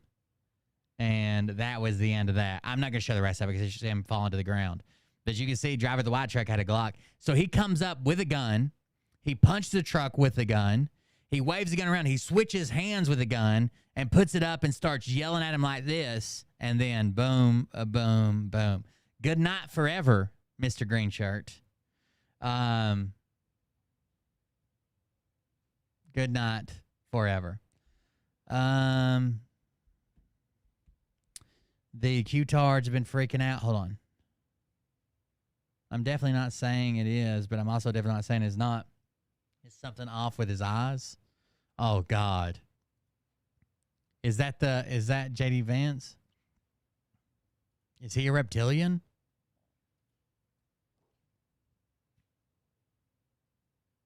I knew they were out there, but oh God. Oh God. Oh no. Did Trump accidentally get did he accidentally get a reptilian for him? Happened. Somebody should have warned him about them. They're shapeshifters, okay? People have asked me what happened. Tell us what happened, please. I'm standing by this until I see a report. I might be 100% wrong, and if I'm 100% wrong, I'll come out and say I was wrong. There is still zero proof that Donald Trump was struck by a bullet. Obviously, he was struck by something. Was that a piece of a bleacher, a piece of this, piece of metal, piece of shrapnel, piece of wood, piece of plastic, or bullet? Typically, when something like this happens to a front-runner candidate, former president, current president, we get a doctor's report that comes out and says the bullet entered, at 3 centimeters above the blah, blah, blah, 2 centimeters to the orbital, blah, blah. We get that. They put that out there so we know, and it's never been hidden. The only thing that makes me think, why is it not out? And I'm not saying this is true, but this is the reason I would think, if I had to say, why would they not put this out? Why would this not be available to the public? Why has this not been released? Is because, in my head, if it was a piece of shrapnel, it doesn't sound as cool. It doesn't look as cool. It doesn't give him as many cool points. If it was a piece of metal, because the guy missed by 3 feet and a piece of metal shot up and hit him, it doesn't sound as cool. Why else would they withhold this? Why else would they withhold that the bullet struck approximately 11 centimeters, blah, blah, blah, post-lateral, wide, blah, blah, blah? It doesn't sound as cool. And he's hoping that if that's true, then he'll be hoping that the investigation doesn't come out until after Election Day when we can all see that he was struck. Now, I could be 1,000% wrong. I'm ready for that. And they come out and say it was a bullet. It went in here, exited here. It was a clean shot, no ricochet, no nothing, right? It was perfect shot. Cool. I'll come out and admit I was wrong. It just seems weird that we haven't had the doctor come out and say, this is what happened with medical terms, right? Bilateral on this side, that side, approximately so many millimeters from this, that, and the other. The way a doctor would write it up. Why have we not seen that? It is a huge fucking bandage. So many people have asked me, what happened? Tell us what happened, please. And therefore, I will tell you exactly what happened. And you'll never hear it from me a second time because it's actually too painful to tell.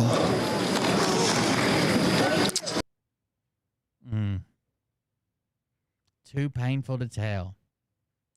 What's weird is all those suckers and losers that took shrapnel and rounds, and I don't know. Or if they ever get to tell it. It was a warm, beautiful day in the early evening in Butler Township in the great Commonwealth of Pennsylvania. Music was loudly. I know there's a video floating around that claims that it shows like a black dot. And it says this will shut the liberals up, that it was staged. You can literally see it pierce his ear, and it hits in like this point, like mid-ear. I don't know if you can see mine. It hits like mid-ear. But the connection looked to me like it either ripped or something from the top. But still, even if you have that video and that video is real and not edited in any way, shape, or form, that still doesn't tell us it's not shrapnel, right? It could be a piece of wood or plastic or metal or anything. Playing, and the campaign was doing really well. I went to the stage and the crowd was cheering wildly. Everybody was happy. I began speaking very strongly, powerfully, and happily because so does Derek Johnson. I was discussing the great job my administration did on immigration at the southern border. We were very proud of it.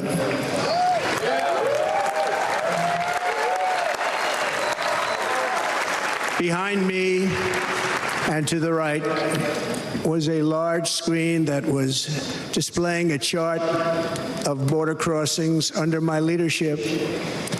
The numbers were absolutely amazing.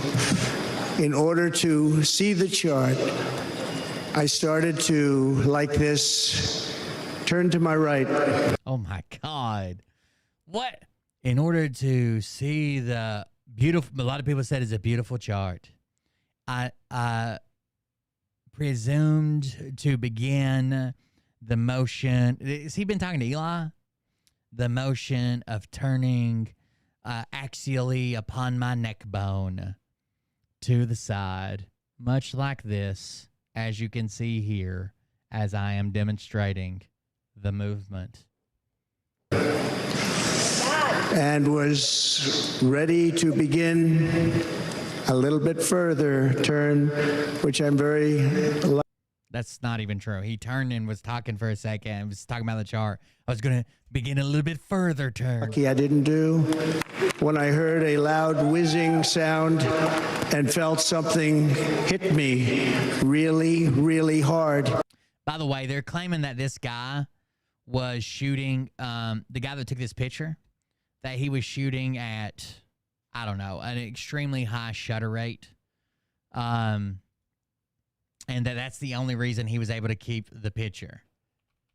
That he was able to get the picture. He doesn't, I know they're claiming he has a special camera and shit too. He doesn't. He just has a fucking, what's it, Sony A1?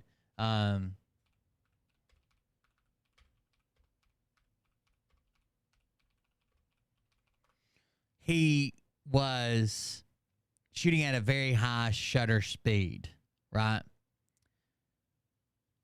And that's the only reason he was able to grab this picture. And because of that high shutter speed, that he knew beforehand that this was going to happen.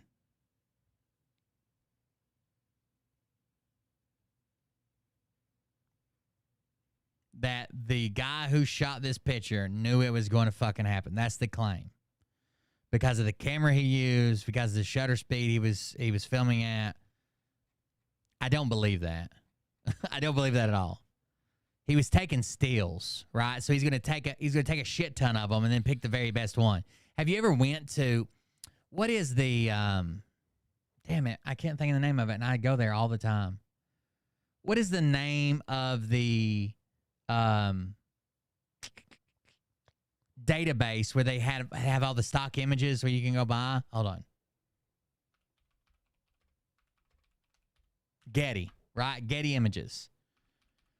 If you've ever been to Getty Images, there will be like a 10-second thing that happened, and there'll be 10,000 pictures of it, and you can go through each one, and you can purchase them and get them printed out or whatever. He was just taking a bunch of pictures. On my right ear. Even if he knew it was going to happen, there's no way he would have been able to capture something like this. It's just damn near impossible. I said to myself, wow, what was that? It can only be a bullet. And moved my right hand to my... So even he said, what was that? It can only be a bullet. Is he going to say that it was a bullet? I know he has already, but is he going to do it again? Ear, brought it down. My hand was covered with blood. Just absolutely blood all over the place. I immediately knew it was very serious, that we were under attack, and in one movement proceeded to drop to the ground. Bullets were continuing to fly as very brave Secret Service agents rushed to the stage, and they really did. They rushed to the stage.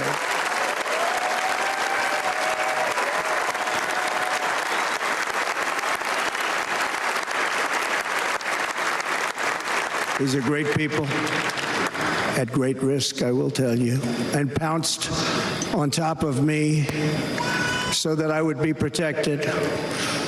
There was blood pouring everywhere, and yet, in a certain way, I felt very safe because I had God on my side. I felt that.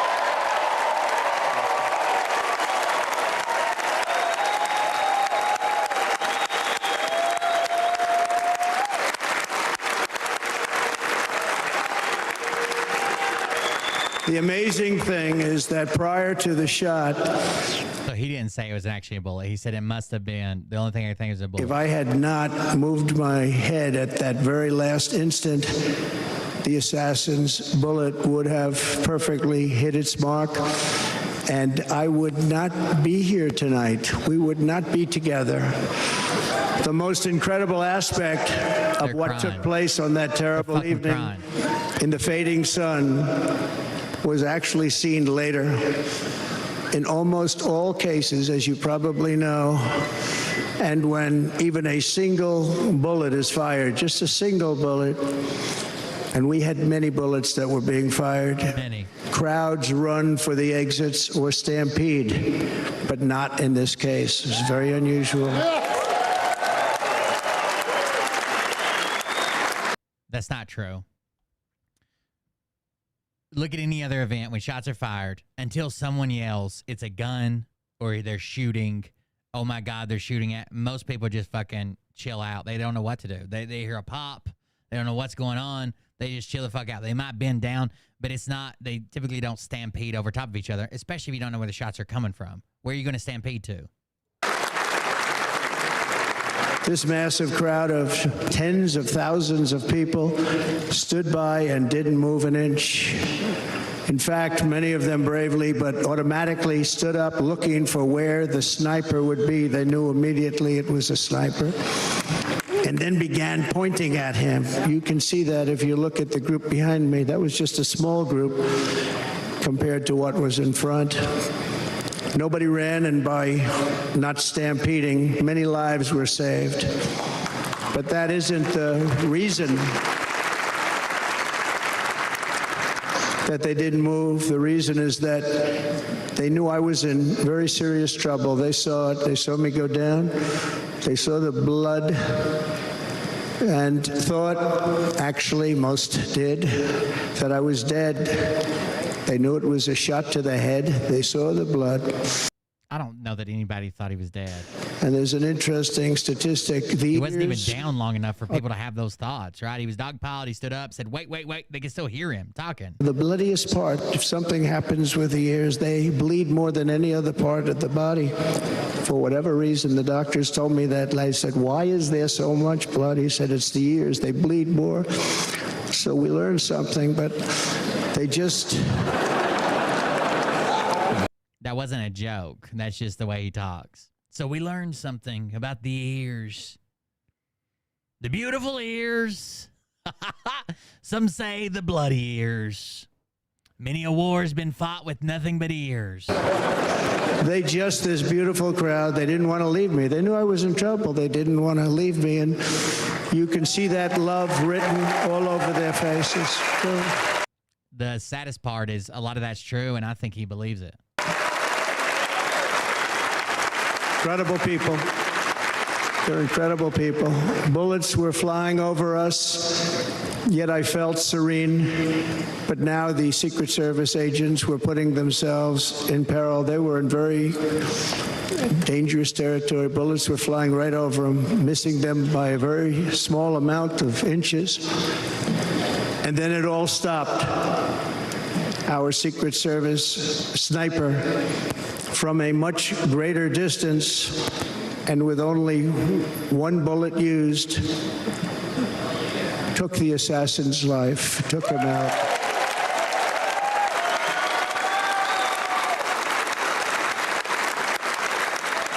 I'm not supposed to be here tonight. Not supposed to be here. Yes, you are. Yes, you are. Yeah.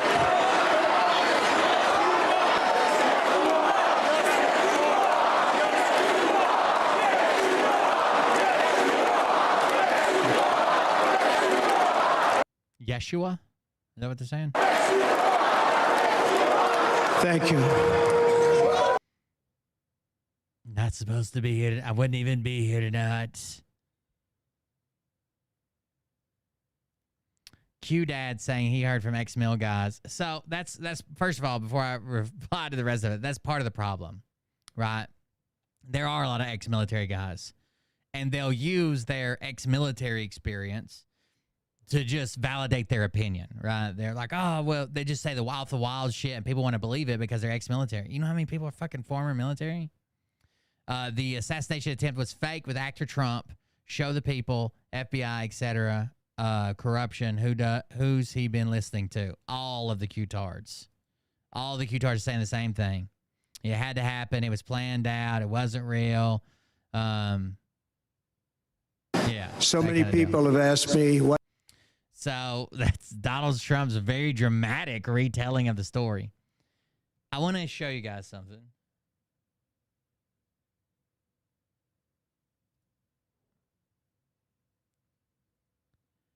How many people have... Oh, almost 2 years. Just resubscribed for 23 months. Thank you very much. I appreciate that. How many people know anything about guns or rifles or shooting guns or whatever?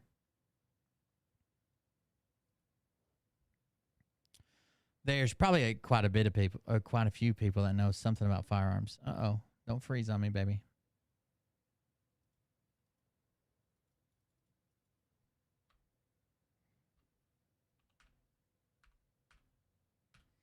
I would assume that a lot of people know about firearms. Let's do this. I need a background for this.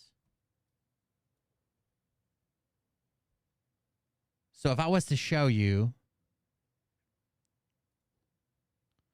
this is a rifle caliber.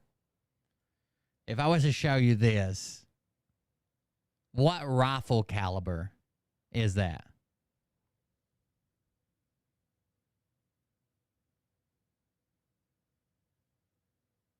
What rifle caliber is that on the screen there? If I was to show you this, what rifle caliber is that on the screen there? If you know anything about firearms. If you don't, you don't. That's part of it. That is a rifle caliber. Is 30-06. That is a Springfield caliber. It came from the Springfield Company. It's 30-06. It's actually 7.62 by 63, I think. If you want the metric. It also used to be called 30 Government .06 when Winchester produced it, right? When Winchester produced it, it was called 30 Government .06. Some people will put a period in front of it, and the reason you'll put a period in front of the 30 is because the 30 refers to the caliber. It is a 30 cal bullet, okay? 30 is the caliber, and the 06 is the year that it was adopted by the U.S. military. Okay, it was adopted in 1906. It replaced the 30-03, which was the 30 caliber Springfield that was adopted in 03, right? It also replaced some other rounds. I think there was like a 6mm Lee Navy, the 30-40 Krag, a couple different rounds. But this is 30-06. Now, you don't have to know this, but it's a 30 caliber. It was adopted in 1906. You don't have to know this. But if you're going to pretend to be some type of expert on this topic, it would seem that you would at least know what this round is, how to spell it, how to type it out, what it is, where it came from, what it's used for. Correct? You would think, right? Not Derek Johnson. Okay? So Derek Johnson says in a whirlwind of posts, he's got hunting rifles loaded up. And he says, it's scary how naive the normies are, ain't it? I believe I'm going to get out to a gravel pit. Those of you in the South know what I'm talking about. With my 30 alt, A-L-T, like alternates, or the alternate button alt on a computer. My 30 alt 606 and 7mm Magnum. Now you can spell aught as O-U-G-H-T, as 0. You can also spell it as A-U-G-H-T. It's basically slang for dropping naught. Naught is 0, so aught is off of that. But you can't spell it A-L-T. 30 alt 6. And my 7mm Magnum and my old as dirt 11 Pro iPhone, and show you all what 166 yards looks like, plus 5 or fire live rounds. How does that sound? If my phone works out there, I may go live on Facebook. Not sure how people want to argue something that is a good thing and doesn't hurt them, but ain't but one way to cut a watermelon in the South. Then he shares a picture of him loading up his rifles that he can't even pronounce, and a 12 gauge for something. He says 12 gauge, plus I have my 9mm. And he says, even though I never expect or ask for gratitude, if there's one time y'all can indulge me, it's hotter than Rosie O'Donnell's ham crack when she spots the hot sign at Krispy Kreme out here.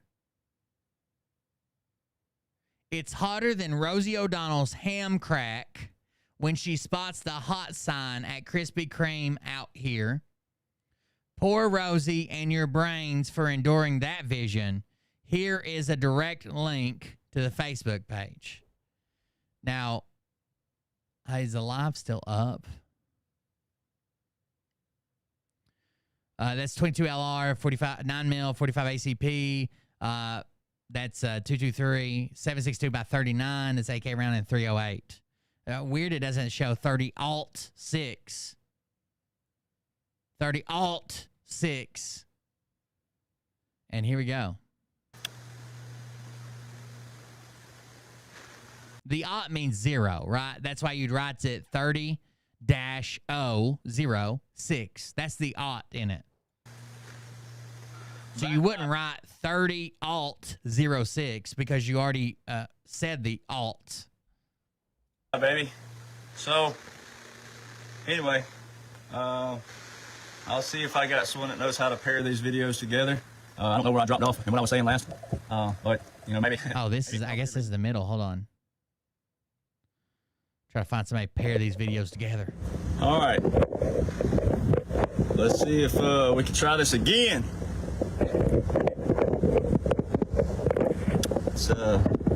It's just a... If you're going to be the expert on us, right? If you're going to be, triple aught buckshot, that's another one. If you're going to be the expert on this, shouldn't you at least know the rounds you're talking about? Like, no, I don't expect chat to know the difference between aught and alt and this is a rifle caliber unless you hunt with it. It's a hunting round. But shouldn't you at least know how to fucking pronounce it? If you're out here showing people why they shouldn't be believing the media and how they're asleep and here's what really happened. This phone is overheating. Oh my God, how many attempts did he have? Am I going to keep backing up? Maybe not. So I don't have anything to prop it.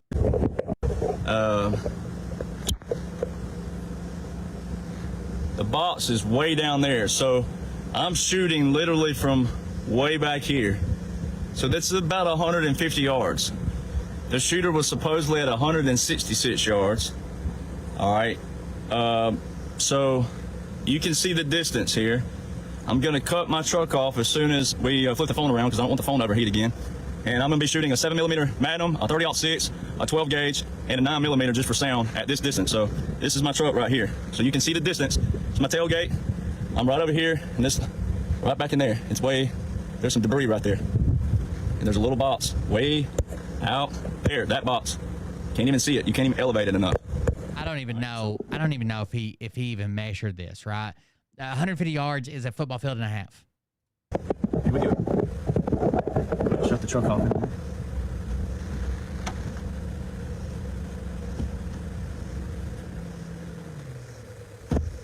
We are also going to be using a second iPhone just for sound's sake if it'll cool off as well, but I'll do that secondary as soon as it cools off. The first rifle I'll be using is a 30-06. 30-06? But you can 30-06. The ammunition around the size of the bullet. All right. What a fucking retard, dude. It's a 30-06. Okay. Make sure the camera's got a little bit more. All right. I don't know why we're listening to these. This is a 22 caliber. This is a 30 caliber. What are you trying to show us with this?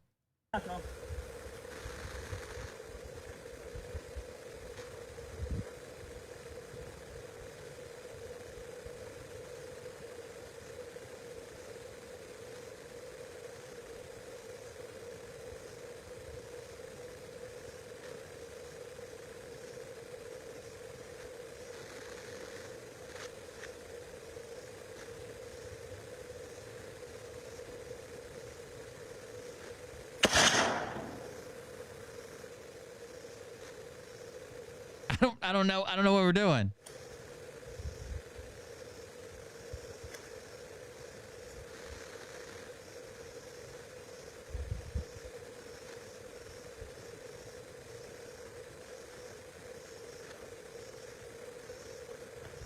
Don't you let the freaking fake news media tell you any bullshit anymore.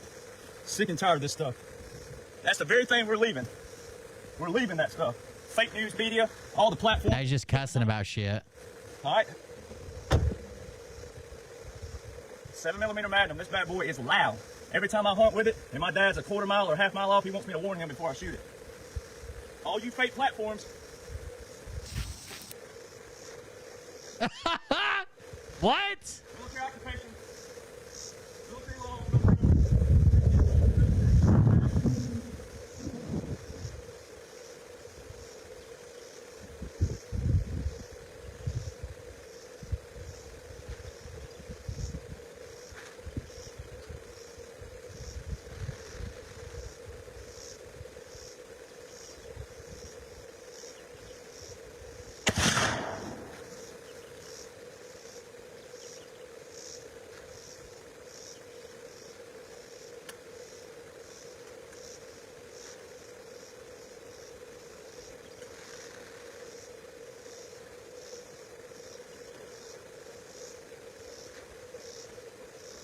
You douchebag platforms, you better start stepping up to the game. We're leaving the old, going into the new. And anybody. What are we learning here? He's shooting rifle calibers that aren't even the same past his truck, recording with the. What are we learning here? And anybody, y'all you platforms that know me, I told you, as a keeping my oath, you better start pulling up to the table. We're getting sick of this crap. It's a 12-gauge shotgun. It's got, I'm not shooting double alt or anything like that because I'm not going to waste double alt buckshot. But this is bird shot. I'm going to get the same distance away just to prove all the douchebags who don't want to listen to military laws and military orders. We're leaving the old, we're leaving fake news. Even if they claim to be a Republican and conservative, claiming they're defending the Republic, y'all better start standing up to them. You're disgracing, everybody's disgracing every grave in this ground that fought for this country who wants to keep pushing the same bullcrap propaganda. The assassination was not a publicity stunt. It's all part of the operation to take out the deep swamp, the deep state, the cabal, the mafia. Woo!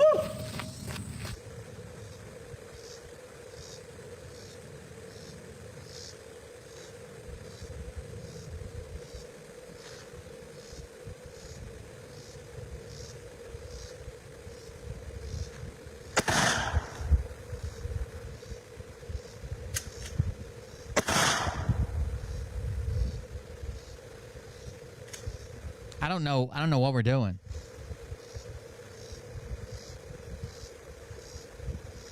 I have no idea what we're doing. Getting tired of it. Getting tired of it. There's a reason God put me in your life. And it's high time these selfish, entitled people who only care about themselves start standing. Does Derek Johnson not own an AR? Why didn't you just show up with an AR? Stepping up to the table. Military laws, military orders are above federal. We're separate. The military occupation is all privy to your ears. It's all public information. Now, the mission side isn't. But all these people with their blue checks, their red checks, and all this bullcrap, you better start listening. I think I could take my AR with iron sights and have Mariah, who's never shot an AR before, I don't think, have her shoot 150 yards within an hour. Absolutely. Maybe within 30 minutes to hit a fucking human-sized head or chest. To the veterans, because most of you aren't veterans, and if Donald John Trump, our loving wartime president, calls us back, it ain't you going, it's us. So it's high time you start listening to the veterans who know what's going on and telling you what an AR-15, one, it's a 223 or 5.56 NATO round, sounds like.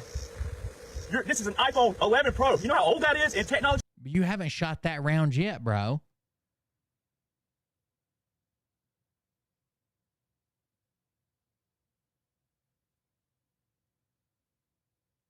To qualify to be in the Army, you got to be able to shoot 300 yards. Right, double what he shot. World.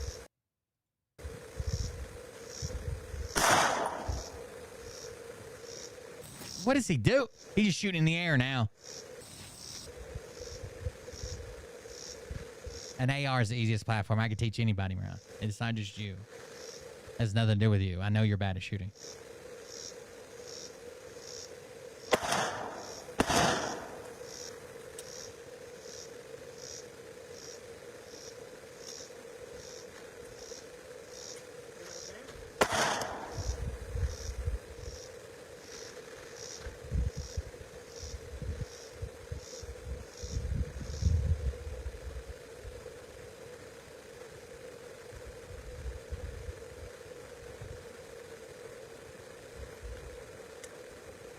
What's most disappointing about all this is the fact that everything that's put into place was for you. I always use the parent. All calibers sound different. The ammo sounds different, right? You got subsonic, you got supersonic, you got match grade, you got different ammo can sound different from the same firearm. He's not even firing the right caliber. Ideology, if you're a parent. Even when he shoots a 9mm.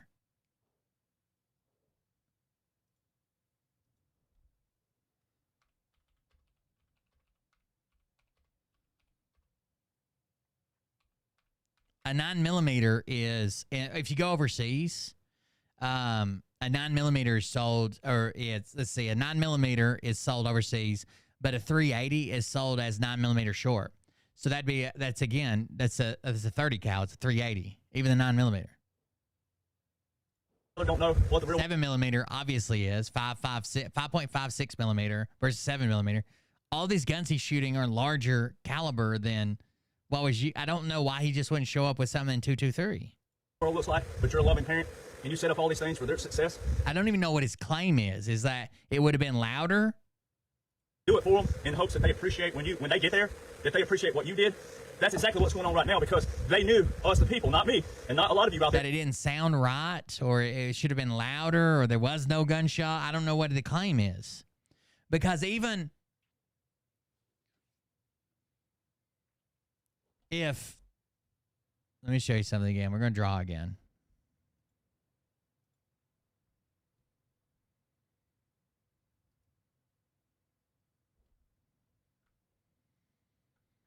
Here's something that would affect sound, okay?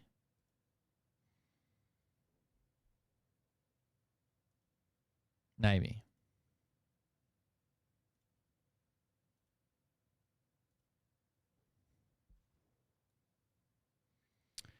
All right, so we have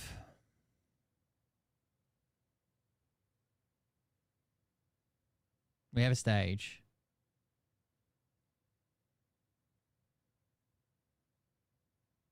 Right. So we have a stage set up.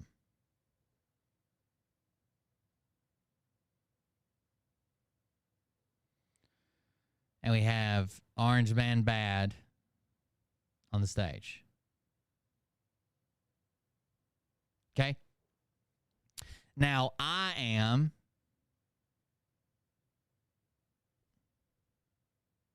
need to move this. It's too far in the corner. I can't click the damn thing.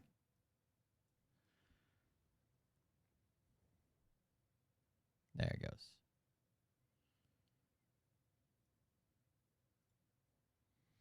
Let's say I am Will here. And this is where our video is coming from, and this is me. Now, shooter is, let's see, 150 yards this way, okay? Now, Derek Johnson's in an open field or an open area shooting from 150 yards, and sound is in waves.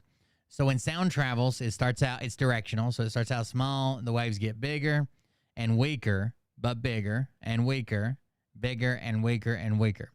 But if there's an object there,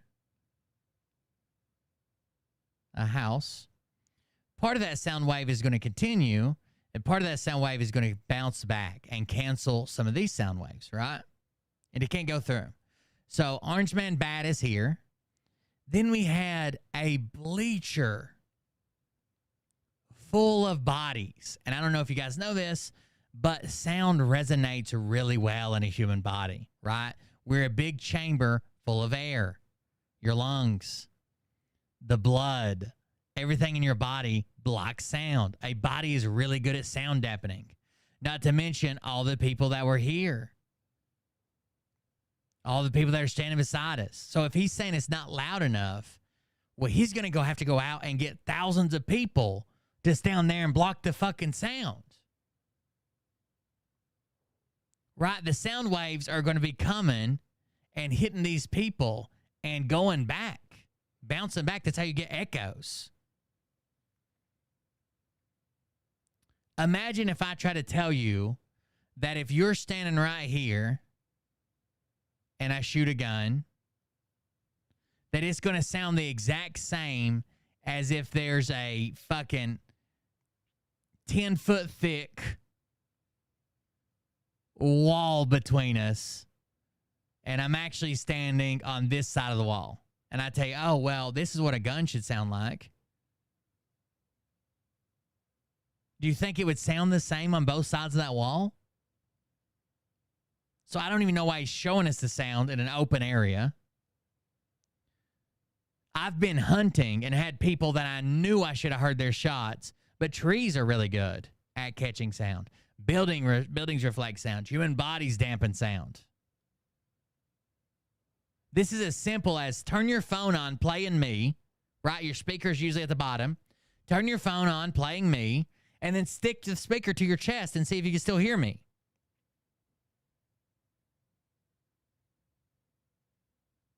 Set your phone on the table, playing me, in this video, the audio, and put your 3 fucking relatives in front of the phone and see if it sounds the same. What even is this? But they knew most of these Americans had no freaking clue what's going on. When 68% of America can't even name the 3 branches of government, and they want to question me and my IQ? Come on, get out of here. Look at the people that want to argue on our levels, patriots mainly, and Republicans and conservatives, when this whole thing is actually for humanity, but it's our side doing it. And it's not just our side, though. There's a lot of Democrats. Look what's blocking the audio from where he's shooting at right now. Nothing. Nothing. And that's dependent on the ammo he used, the weapon he used. We know it was chambered in. How well it was chambered. Was it match grade shit that like really, there's not a lot of loss? Was it fucking off the shelf? How many buildings were in between? How many people were in between? Just that big fucking chart that Trump was looking at would block a lot of the sound. It's a big, huge chart. They're on board with this because the Democrat Republican bullcrap was also this.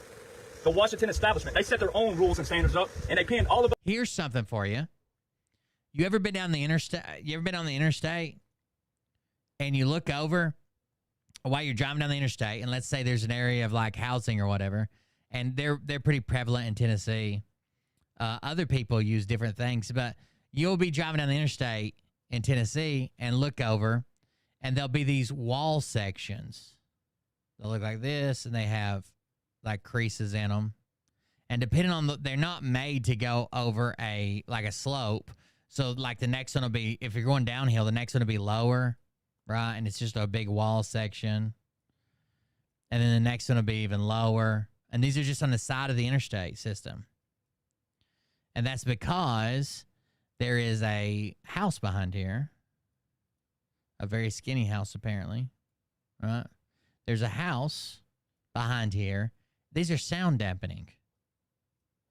These are for sound from the interstate, from trucks and cars and people driving by. These are for sound dampening. So it's the same thing when we put up a set of bleachers, right, packed full of people. What does he expect to happen? We have a set of bleachers with people on each level. All this is a big sound trap. So if we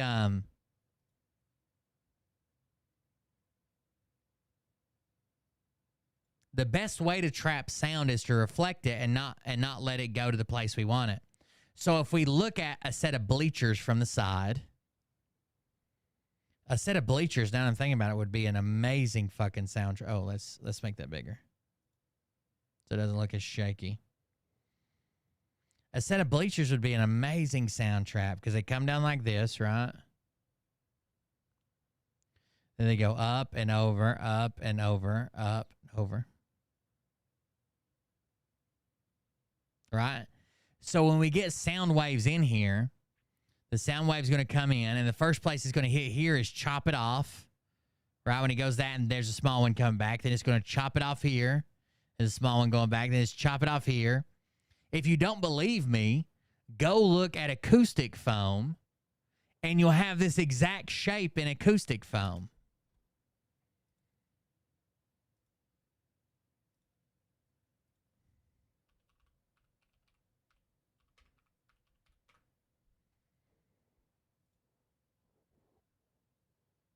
You have these exact shapes. A set of bleachers would be amazing. They're not staggered as in a set of bleachers are. I mean, if you had it at an angle, it would be. But a set of bleachers would be an amazing sound trap. So they're set up, the foams, the bleachers are cut the same way, right? If you put this kind of on an angle, the bleachers are cut the same way, and the foam part would be human bodies. I don't know what he's trying to say, but bleachers would be amazing at catching sound. Us together against patriotism, race, and religion, the very core things of our... Why'd he just grab his dick? So, an establishment, they set their own rules and standards up, and they pinned all of us together against patriotism, race, and religion, the very core things of our... What the fuck is that? What's he doing down there? The military occupation. It don't matter that it's July 2024. A military occupation started way back here. You have full visual proof of it. Full visual. Then we got patriots out there, and Republicans and conservatives who's taking everything that all of us intellects took, even though it's public, but then they're taking it, making it to the people, make it look like they came up with it. And that's plagiarism. See, there's an intellectual property. It's the plagiarism, like you copying over DOD manuals into your book you wrote. Attitudes of what we have out there that suck. The attitudes suck. We're leaving this crap behind, and this occupation does things lawfully. It suspends the Constitution lawfully. You might want to check the Constitution out, all you liberals out there that say it's not constitutional. You don't know anything about the Constitution. First off, Derek was the one who couldn't read the Constitution, by the way. But I'm a liberal who doesn't understand the Constitution because I can read it. Angle. President Trump's looking. So this is perpendicular, the phone. He kind of turns just like this, and he tilts his head. There's your geometry. So you take the left visible ear that's on the screen and do geometry and the trajectory. Since this bullet back here didn't hit anything back here, they say, even though it had a pa-pow, this ear wouldn't have created that pa-pow. It wouldn't have done that. So where did that bullet go that created a pa-pow when the platform behind him was not that high? You got to notice every little detail. Every other place that Donald Trump's been to, high rafters, high everything, and then there's a low rafter behind him this time around. Where did that bullet go? Why did all three bullets hit at the same time? Pa-pow, pa-pow, pa-pow. The first pow is hitting the target. The second pow is the sound of the gunfire. Explain that. That's why some people... No, he's just lying to you. You typically don't hear the bullet hitting the target. I mean, you might hear a sound, but it's not going to be a pop. The sound you're hearing is a supersonic crack.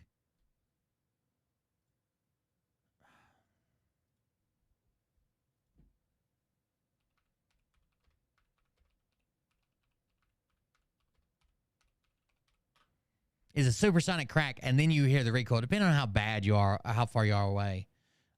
Here's people that just did it.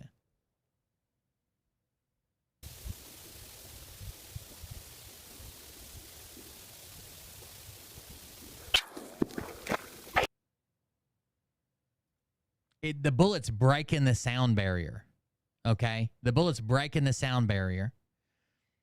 And when it breaks the sound barrier, that's a crack that you hear, the bullet.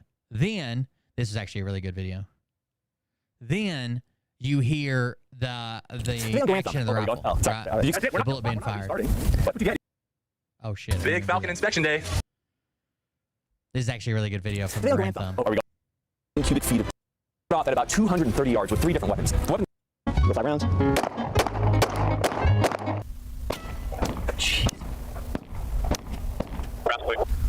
So you're not even hearing the supersonic there. Did you just hear it? It was just a muffle. This is 9mm at 200 meters away. Why don't you go ahead and depress elevation? Give us another 5. Roger. Depressing elevation. Firing. We are terrifying. Copy, y'all. We are indefilade. Depending on the height of the rounds over the berm, you're obviously going to get different noises. 9mm at this range is going subsonic, which is why you can hear the buzzing a little bit more. When we move to like the 4570, you're 100% going to hear that. 200 meters. It's always a good time on Grand Thumb. Okay, next up we have 4570. We are indefilade. So, I mean, where 4570 comes into play in Middle Earth is when you're dealing with orcs. There you go. So you're not hearing anything hit targets, right? He's shooting into the dirt and above them. 4570. All right, here's 556. Listen to 556 being shot over their heads. We are in defilade. That's what it sounds like at the shooter. What does it sound like 500 yards away? Hear that crack? That crack you're hearing is not the gun, and it's not the... trust me, I've been shot at, Derek. Have you? It's not it hitting the target, and it's not the action of the gun. That crack you're hearing is it breaking the sound barrier.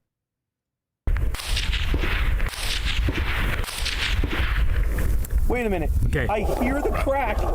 And then the gunshot. Okay. I hear the crack and then the gunshot. Did anybody say, I hear it hitting the dirt and then the gunshot? So, again, we can learn a lot. This round, as you can tell, was supersonic, and we heard the report after the crack. Oh my God, it's almost like someone just told you that, Derek. You fucking retard. Lets us know a lot about the type of gun that we're being shot at by. We know it's some type of higher velocity round. For those of you who have probably from a rifle. It's hard to get high velocity on a shorter barrel. Been shot at, you know that this is either a 5.45 by 39 or a 5.56 in this case. Very interesting, and that was unsuppressed. That was wild. So we're gonna go ahead, and it was still that quiet.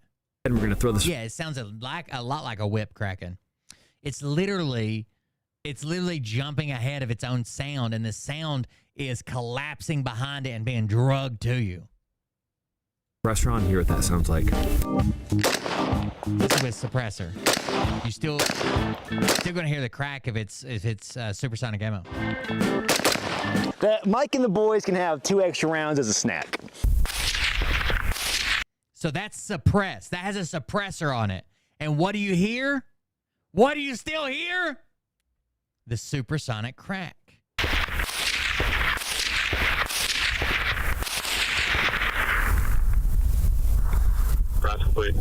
Copy. Thank you. Stand by.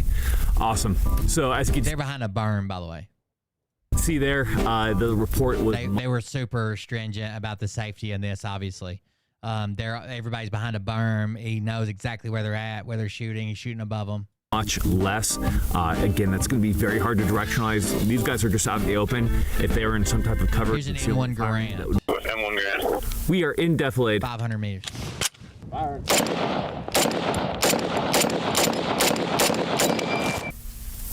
Firing. Still supersonic. What the? That whiz is loud. Why was that so? And a 50 cal. She angry.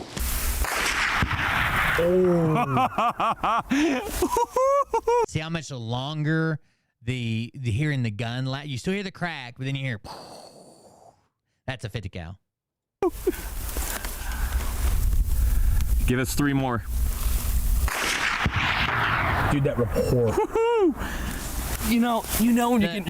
The sound of it, even though it's a much larger round, twice as big, the sound of it breaking the sound barrier, right, going supersonic doesn't change that much. What changes is that echo that you hear afterwards from the report from the gun. Shot up by that, you're like, you hear that boom back there? Yeah. That's something else. Problem it's me. I don't know the rest of any Taylor Swift songs, but I do love Taylor Swift.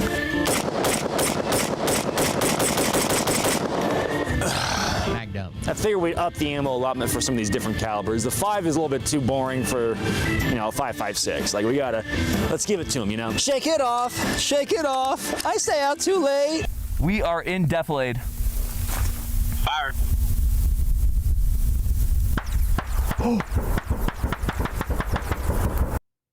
See how crazy that sounds now? From 1,000 meters, it sounds like a fucking laser coming at you. I stay out too. Because you're far enough from where it went supersonic that you're not hearing as much as the crack, and you're so much further away that you're hearing the report much later. Too late. We are in defilade. Fire.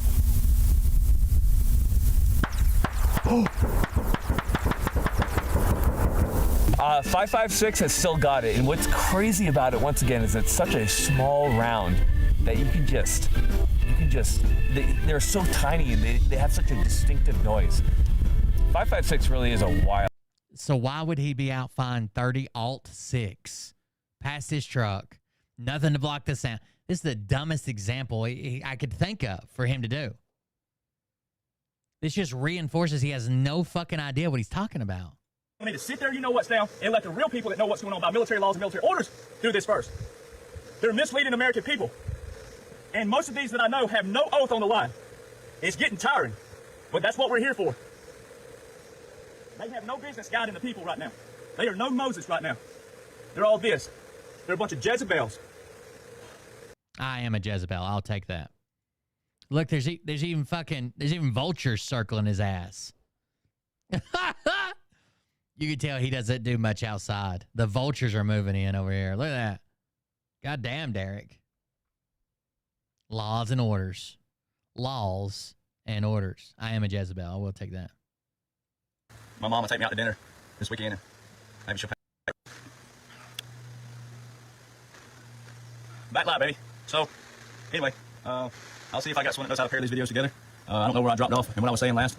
But, you know, maybe. He caught us all Jezebels and then made a remark about firearms that isn't even congruent with the firearms you had, much less the firearm that was used. For good reason. I didn't say any wordy words that I shouldn't have said, though, so maybe my mom will take me out to dinner this weekend, and maybe she'll pay for it this time around. I didn't say any wordy words I shouldn't have said. Amen. Hallelujah. Hallelujah. But out here, this is what real moss looks like, by the way. This is actually mossy oak. In case y'all wonder what some of y'all... This is what real moss looks like, by the way. The fuck are you... What are you teaching us? Mossy oak, and you don't even have mossy oak, so this is what real mossy oak looks like. That's an oak tree back here. This is moss on an oak. Get it? So, you know, it's... I think what people maybe misunderstand about me sometimes is that, I don't know. I mean, I know why God put me here in one way. I know my purpose. When I moved to Nashville in 2007, I dreamed my whole life of, seeing my name next to George Strait. And country music fans used to know all the top 60 of Billboard. Billboard used to be the thing, and it still is. That's what they score all the hits on. But oh well, I got someone walking up here, so I don't know. We'll see what this is about. But anyway, I dreamed to see myself on Billboard, and then you get up to Billboard, you see yourself there, and 95% of country music fans have no clue what's going on. And yeah, he's on a very special billboard that no one saw. So a lot of you out there, if you were in a marriage for 20, 30, 40 years and your whole heart was in it, and another person, just up and changed on you or whatever it was, and you all of a sudden feel this like massive void because your heart was there and your passion was there and your motives and everything were there. Everything was right for you, but it wasn't for them. And all of a sudden you feel like you're the blame, or it's your fault, and you start beating yourself up. And and it really sometimes, 99.9% of the time, it ain't you at all. And here I had my whole life. My grandfather on my mother's side was what they called voting mates back in the day, but he's called what they call roommates today, with Hank Williams Sr. And, I had the best role model of all. Moved to Nashville, did everything the right way, learned all the right people. I did everything by etiquette, standard, and protocol. And it wasn't God's time. And see, that's where I messed. You're not good, bro. So, it wasn't my fault. I just put my... You're a horrible... We've heard you sing. Now, I'm not here to preach to you, and it ain't my role to read the Bible to you. That's your role. But he also jumped in at a time when the internet was starting to dominate music and was trying to do it in a traditional way, but he's not good. When Moses was leading people, the stray people, the scared people, the people who, one day they're much... I got to be a Jezebel again. It's an excavator, but he just so happens to... That's a working man, though, so shout out to the working man like that. That's a rough job right there. But... Somebody on Facebook Marketplace is selling an inflatable air mattress with a big-ass hole in the center, and it's called the Jazzer BBL Bed with Hole. It's for women who have had BBL surgery to let their ass hang in at post-op. Can't really hear anything. And he's hitting asphalt. But, when I put my plans in front of God will tell you real quick if you listen to it. And that's kind of what happened with me is I started listening to God and became a Christian by standards. And $50. What they call season, if you know anything about that in the Bible. I went through this time of seasoning. And so before you knew me and whoever knows me out there, before y'all knew me, I went through this little seasonal period where it was nothing but praying and what I call fasting. I fasted things that I didn't, like stuff that I was passionate about. Sometimes people think you got to fast food, and I can't fast food. I need food. But there's some things that you can fast that you can kind of stop doing to show God your dedication on that. Hey, I really want to be a part of this world, and I want to find my purpose. So what do you want from me to do? But He knows when you completely surrender right here. We all have a soul, whether you believe it or not. And He knows when you surrender. I don't know when you surrender. Now, you can tell by the fruits of my work and my labor. You can tell if you go read it. And that's where people I think are still getting me wrong sometimes is passion and anger are the same things. It depends on what your attitude is behind it. What are your motives behind it? And see, you get all these people out there saying, oh, he's got an anger management problem. Well, they got an IQ problem. All right, so everybody has a problem somewhere. He's got an anger management problem. Well, they got an IQ problem. They're not nearly as smart as I am. That's why I yell a lot. Which problem would you rather have? I'd rather have a passionate problem because my motives are clear for you. And when I served in the military, when I went in the military, I wanted to do something bigger than myself. That's why I quit Nashville. That's why I quit country music. I already had That's why you quit the fucking military, dude. From the day you went in, you were trying to get out. I had a pretty resume for country music. So, that's why I quit. And my motives are correct. And it don't matter. A lot of people are still out there focusing on a lot of things, and they just don't realize that if you're stuck. People with anger issues always say, I'm just passionate. I know, I do it. In the Matrix. You're not even realizing what Donald John Trump and the world leaders. I'm passionate about beating that motherfucker's ass at the red light. Military leaders are doing. And they set up this parameter where they're taking out everything they can on the top. And let me tell you guys a story. My little bitch ass nephew came by, and I had my grip trainer Here, this grip trainer. I do these during the show, usually off camera, but I do about 2,000 of them a night, right? Just walking back and forth, whatever, doing a show. I do about 2,000 a night. It's 80 kilograms. I'm sorry, 60 kilograms of grip strength. And I was sitting here just racking them off like this, right-handed, left-handed, right, just fucking pumping them out. Hey, oh, let me see that. I can do that. I can do that. Let me see that. I can do that.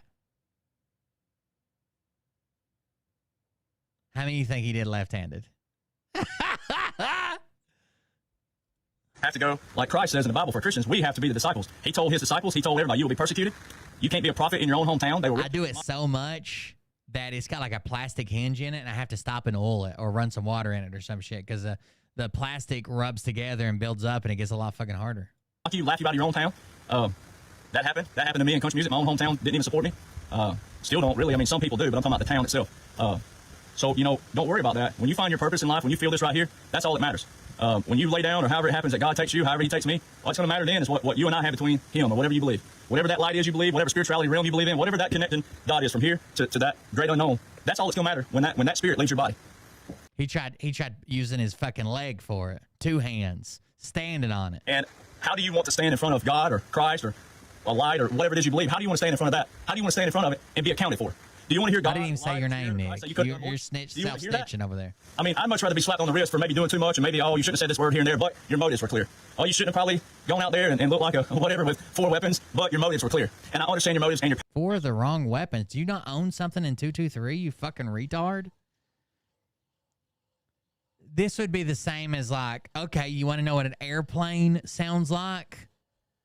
Let me go get one of those crazy looking flight orthonocopter or whatever it is that Da Vinci drew. That's what a Boeing 747 sounds like. And I understand because you're connected to me right here. So what would you rather be remembered for? What do you want to be remembered for? You know, we're all going to die. The Bible tells you that, and if you don't read the Bible, then take a look around at this graveyard back here. Drive down the road. Take your eyes off the road every now and then and look at the tombstones. You ain't getting out of here alive. Yeah. Don't look at the road. Look at the tombstones. You'll get there a lot quicker. You ain't getting out of here alive. So how do you want to be remembered when they put that dash in the middle of your birthday and that end date? Now tell me the dash don't middle on Donald Trump's ball cap. 45-47. You think he lived 78 years to forget what a comma and a little and symbol is or an and? Are you serious right now? You really think that? I mean, this stuff is that simple. So you need to start seeking the little dash. I think his merch designer's retarded. It should have said 45-47. There shouldn't be a dash. Dash mean. The dash is the military occupation. The dash is the continuity of operations. The dash has a bunch of laws and orders behind that dash. The laws and the orders set up that dash. All right? So the dash out here matters. So you can't say that it don't matter. Because if it don't matter, if Donald Trump's dash on his ball cap don't matter for politics and government and our republic, then your life don't matter. And I don't buy that. Your life does matter. Every one of you has a purpose here. Every one of you. I don't know what your purpose is if I don't know you personally. Right. Your problem is you come too quick, I think. But, you know, I know that I think I know my mother's purpose. My mother's a praying lady. She's a sweet lady. She don't like publicity. That's why it fires me up when all the haters out there. Why? So he's saying 45-47 means he was the 45th, 46th, and 47th president. But if that were true, it would just say 45, right? Every time you get elected, you don't become like Obama didn't do 2 presidencies. Right? He was 44. He wasn't 43 and 44 because he was reelected.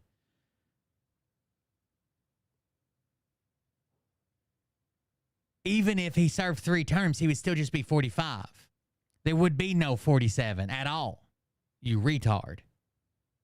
Why are we in a world where we even have that? Where they take a picture of someone that's not me and they put vile and lewd your nephew's probably washing the dishes, babe. Don't worry about it. Stuff all over. How do we get here? It's not the fact that I can't handle it. It's how do we get here? Why are we here? Why are we there? All right, to a sweet, loving lady who prays like nobody's business. Her prayers and my grandmother's prayers that are sustaining on this earth. You know, that she's long gone 5 years ago, and I can still feel my grandmother's prayers. I had a dream the other night that I was holding my grandmother as she had her 5th round of cancer, and I was holding her head. I was holding her.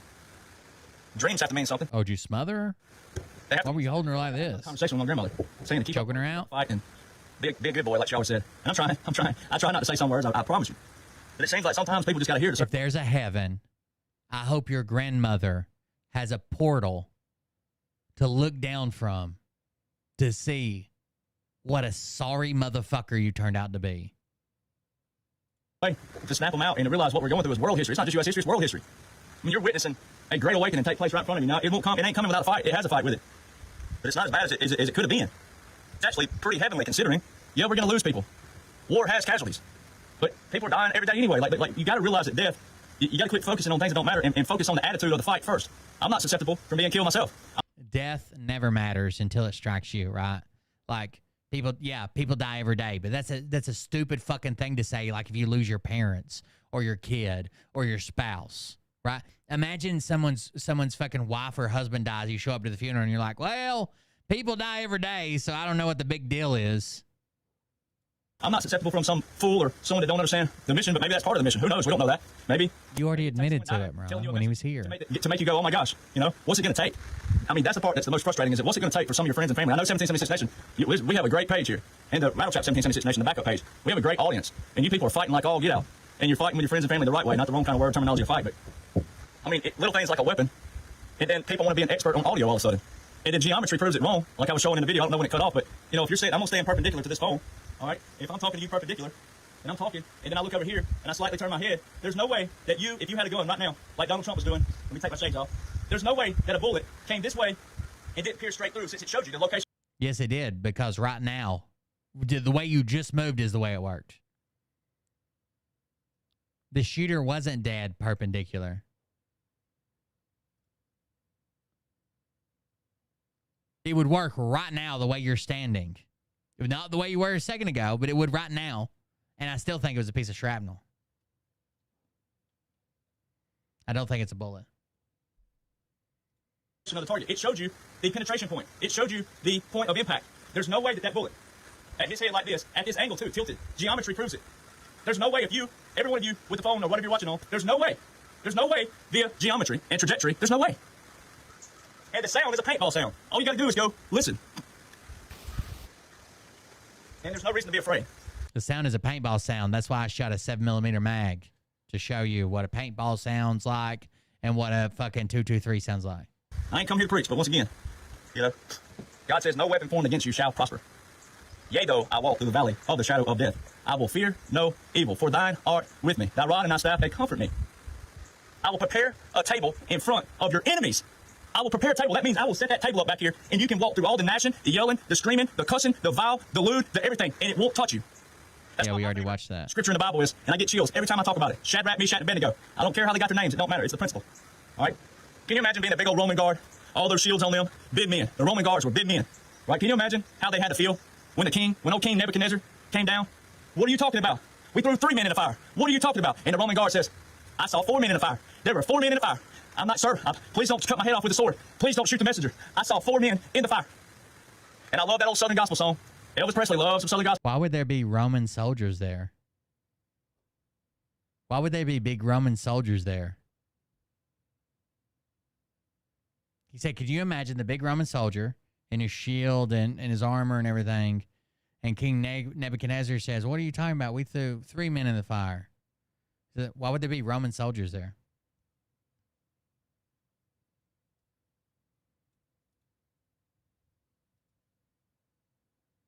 Nebuchadnezzar was the king of Babylon.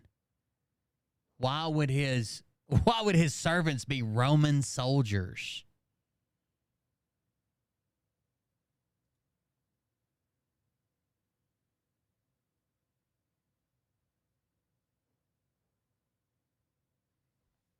Somebody needs to brush up on their Bible. Huh?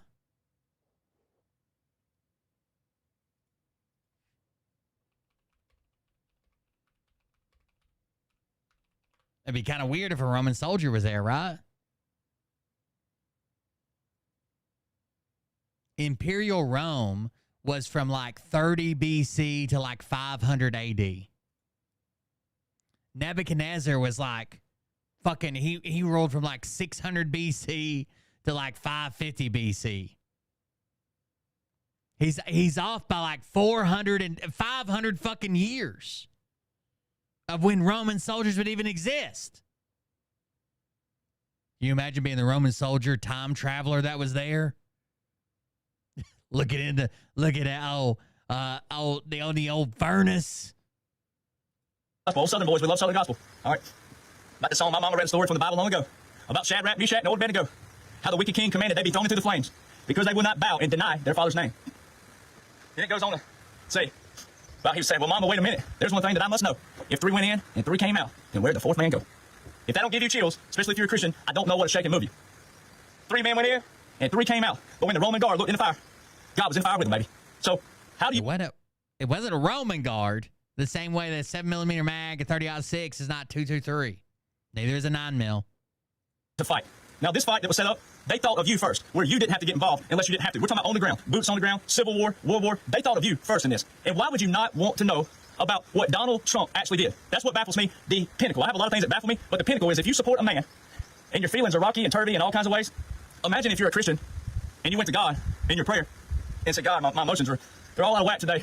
I love that person. I can't believe they left me. Did he start doing meth? In shambles. And they left me. I'm crushed. I'm hurting. I don't know which way to turn. Imagine at your lowest point, you went to God and God said, I'm having a bad day too. Come back later. Can you imagine that? See, the Bible wasn't built on emotions. It ain't built on shifting sands as it talks about. All right. It says, no, your faith. Your faith. It's a faith. It's the faith of a mustard seed. You can look at a mountain and tell it to move, and it shall be done if it's God's will. All right. So you got to have faith. All right. So what kind of soldier are you? What kind of warrior are you? What kind of patriot are you? Are you going to lay down and take it? Are you going to go run in the corner of the room and hide? What are you? What kind of fighter are you? What kind of soldier are you? What kind of warrior are you? I want to talk about these time traveling Romans again. Patriot are you? And lo and behold, they didn't set this up for you to have to get out on the street. So why would you not want to know that a military occupation has already been done in our history in my dad's lifetime? It ain't that long ago. Why would you not want to know that this has already been done? It has been successful. And guess what, though? When they did it the first time, they didn't clean out the corporation. All right. This time, they're taking out the swamp. They're taking out the rhinos, the dinos. By the way, the faith of the mustard seed is a weird quote that Christians use.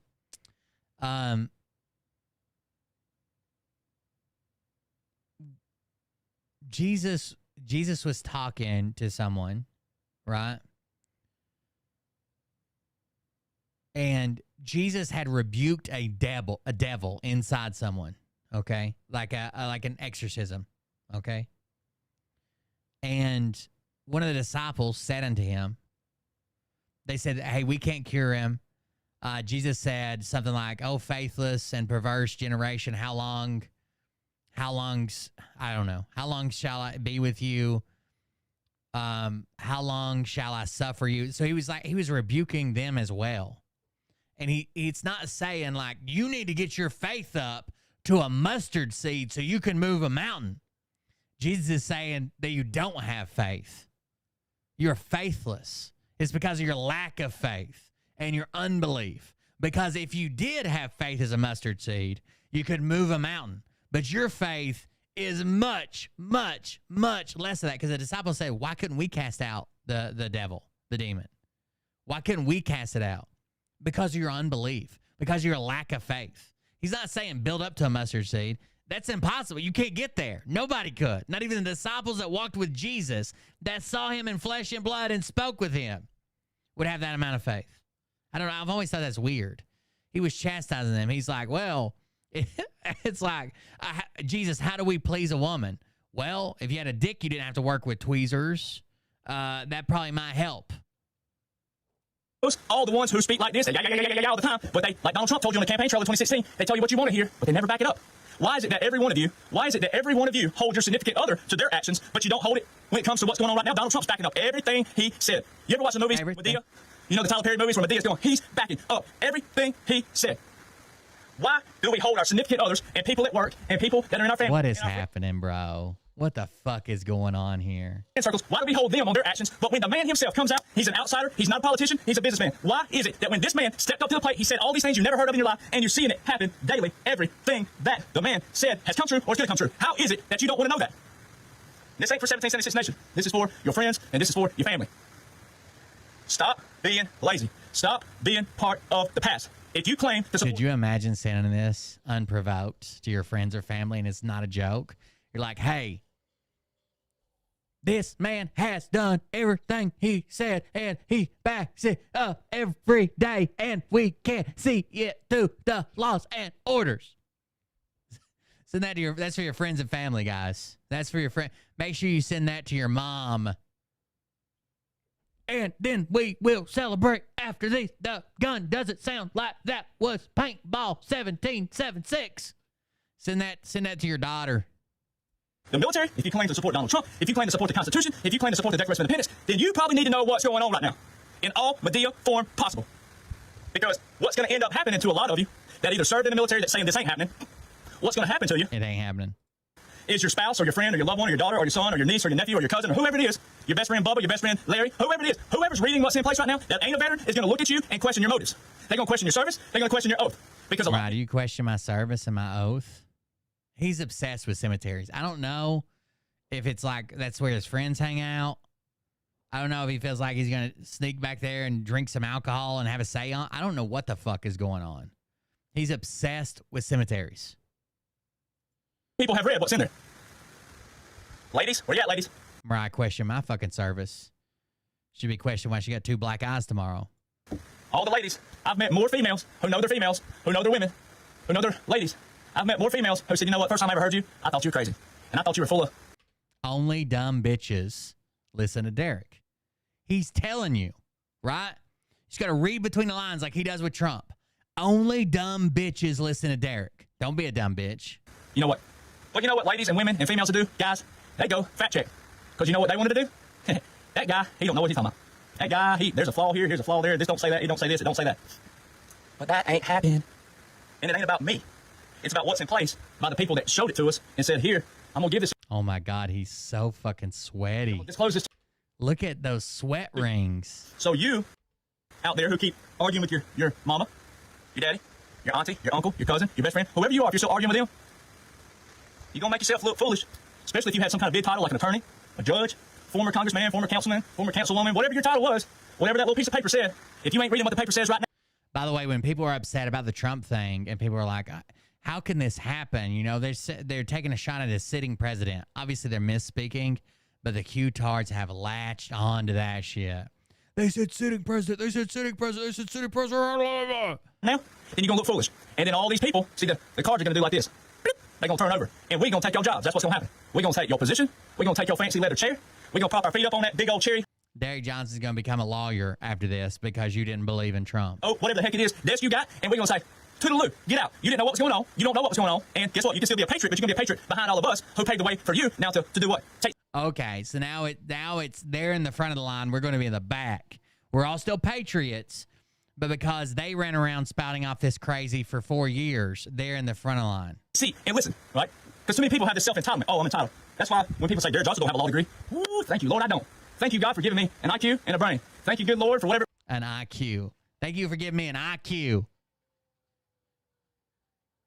You mean the thank you for giving you the results of a test you took? I don't think you're using IQ correctly. Was the concoction between my daddy and my mama. Thank you, Lord. Thank you, God, I ain't a lawyer. No offense to the lawyer friends I have. They're actually good people. But you don't need to be a lawyer. You don't have to be. Do you not think that they had to look at a book and study it? They either looked at a book and studied it and passed a test that was a pre-made, man-made, woman-made, whatever you want to look at it, curriculum, or they all cheated. Which one is it? So that means they had to have a brain to read the curriculum, to read the books, to take the test. So that means they had to store something up here when they got on that test to go, huh, okay, executive orders, all right, executive orders on the national emergency, whatever it may be. I mean, it's not that difficult. I mean, you can pull Medea all day long. You can pull Medea. That's the way it looks. So I'm out here barefoot. It's hot. Oh, it's hot out here. That's why I pulled up under the shade over here. A good old mossy oak tree.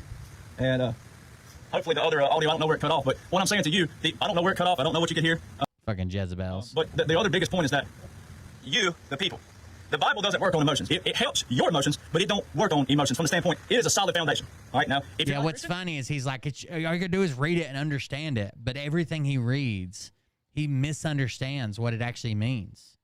Or he's lying to himself. One, he reads one thing and then says, oh, this is what it really means. You guys don't understand. Sometimes you gotta read between the lines. You gotta look at what they're really saying. You gotta read this document in context of 14 other fucking documents I found online. No, they all stand alone. No, you gotta put the pieces together. Then it don't apply to you. But if you're a Christian and you claim and profess to be a Christian, then you have to be standing on the principles of this foundation of Christ. All right. The reason why I bring that point up is because laws and orders that are operating right now as we speak, that is in place of a military occupation that is clearly, more than clearly outlined, and a continuity of operations which are simultaneous, and that requires a lot of different things up under it. A lot of definitions, a lot of terminology, a lot of everything. And there's a lot of multitasking. You got to take pieces of the puzzle. You got to be able to multitask and put it together. But just because you can't multitask, and just because you can't grasp it all, I'm not talking about the ones who are trying. So here's where you got to separate it. If you're trying out there, more power to you, baby. Keep trying if you can't grasp it. But the ones who are professing, the ones who are saying, the ones who are out there claiming to be defending the republic, the ones who claim to be patriots, the ones who claim to be Republicans, the ones who claim to be conservatives, if you don't know the laws and the orders of which are being enforced right now, that are in place right now, if you don't know that blueprint, we the real people and the real patriots that do know about it, we question your intentions, we question your motives, we question your everything. And you, the people out there, I hold them accountable. I don't say anything that I ain't trying to tell them in person. But you, the people, that is where you have to go over. Since we're in the world of social media, don't worry about the comments up under your comment. Has anybody put together that Derek Johnson is the Alabama Johnny Gobble? And you let them have it because they're misleading so many people. There are so many platforms who are not under NDAs, and I know which ones they are. They are not under NDAs, meaning they're signed something that says they can't talk about it. No. When you got people with millions, well, hundreds of thousands, even if it's just 40,000 followers, 75,000, that's a lot of people being misled when everything that Donald John Trump, the military, the world leaders, and this whole Abraham Accords, all of them, AUKUS partnership, all these people put together is public information in a chronological blueprint. Those platforms are misleading all these Americans. And where we are right now, with 3 months to go to November, we should be way more awake by now with what's in place because it's all public information. I talked to the district attorney in Greenbow, Alabama. And how we have these quote-unquote platforms. So that's what you have to use your discernment. You have to see that there's people like me. I'm not the only one. You see me on with other veterans. You see me on with podcasters out there. We won't name some just because if I forget one, I don't want to get in trouble. But if he was doing this shit at the family graveyard where my parents are buried, I'd kick his ass. When you see me on podcasts, there's some good people out there who are following the laws and the orders. Oh, is anybody keeping up with Burt? Has he booked that octagon, that MMA title match between me and him yet? Standard. All right, those are the people you got to follow. You got to put all these others aside because they're surface level and they're propaganda. And guess what, Donald? I don't know why he even lies about his knee. His service-connected disability is for his esophageal sphincter. Trump calls that fake news. But because some of these are low-level people, they're not big fish to fry, he ain't calling them out. All right. So Nick, do you think I could fight Burt? Who do you think would win? That's your discernment. Do you think his grip strength is stronger than yours?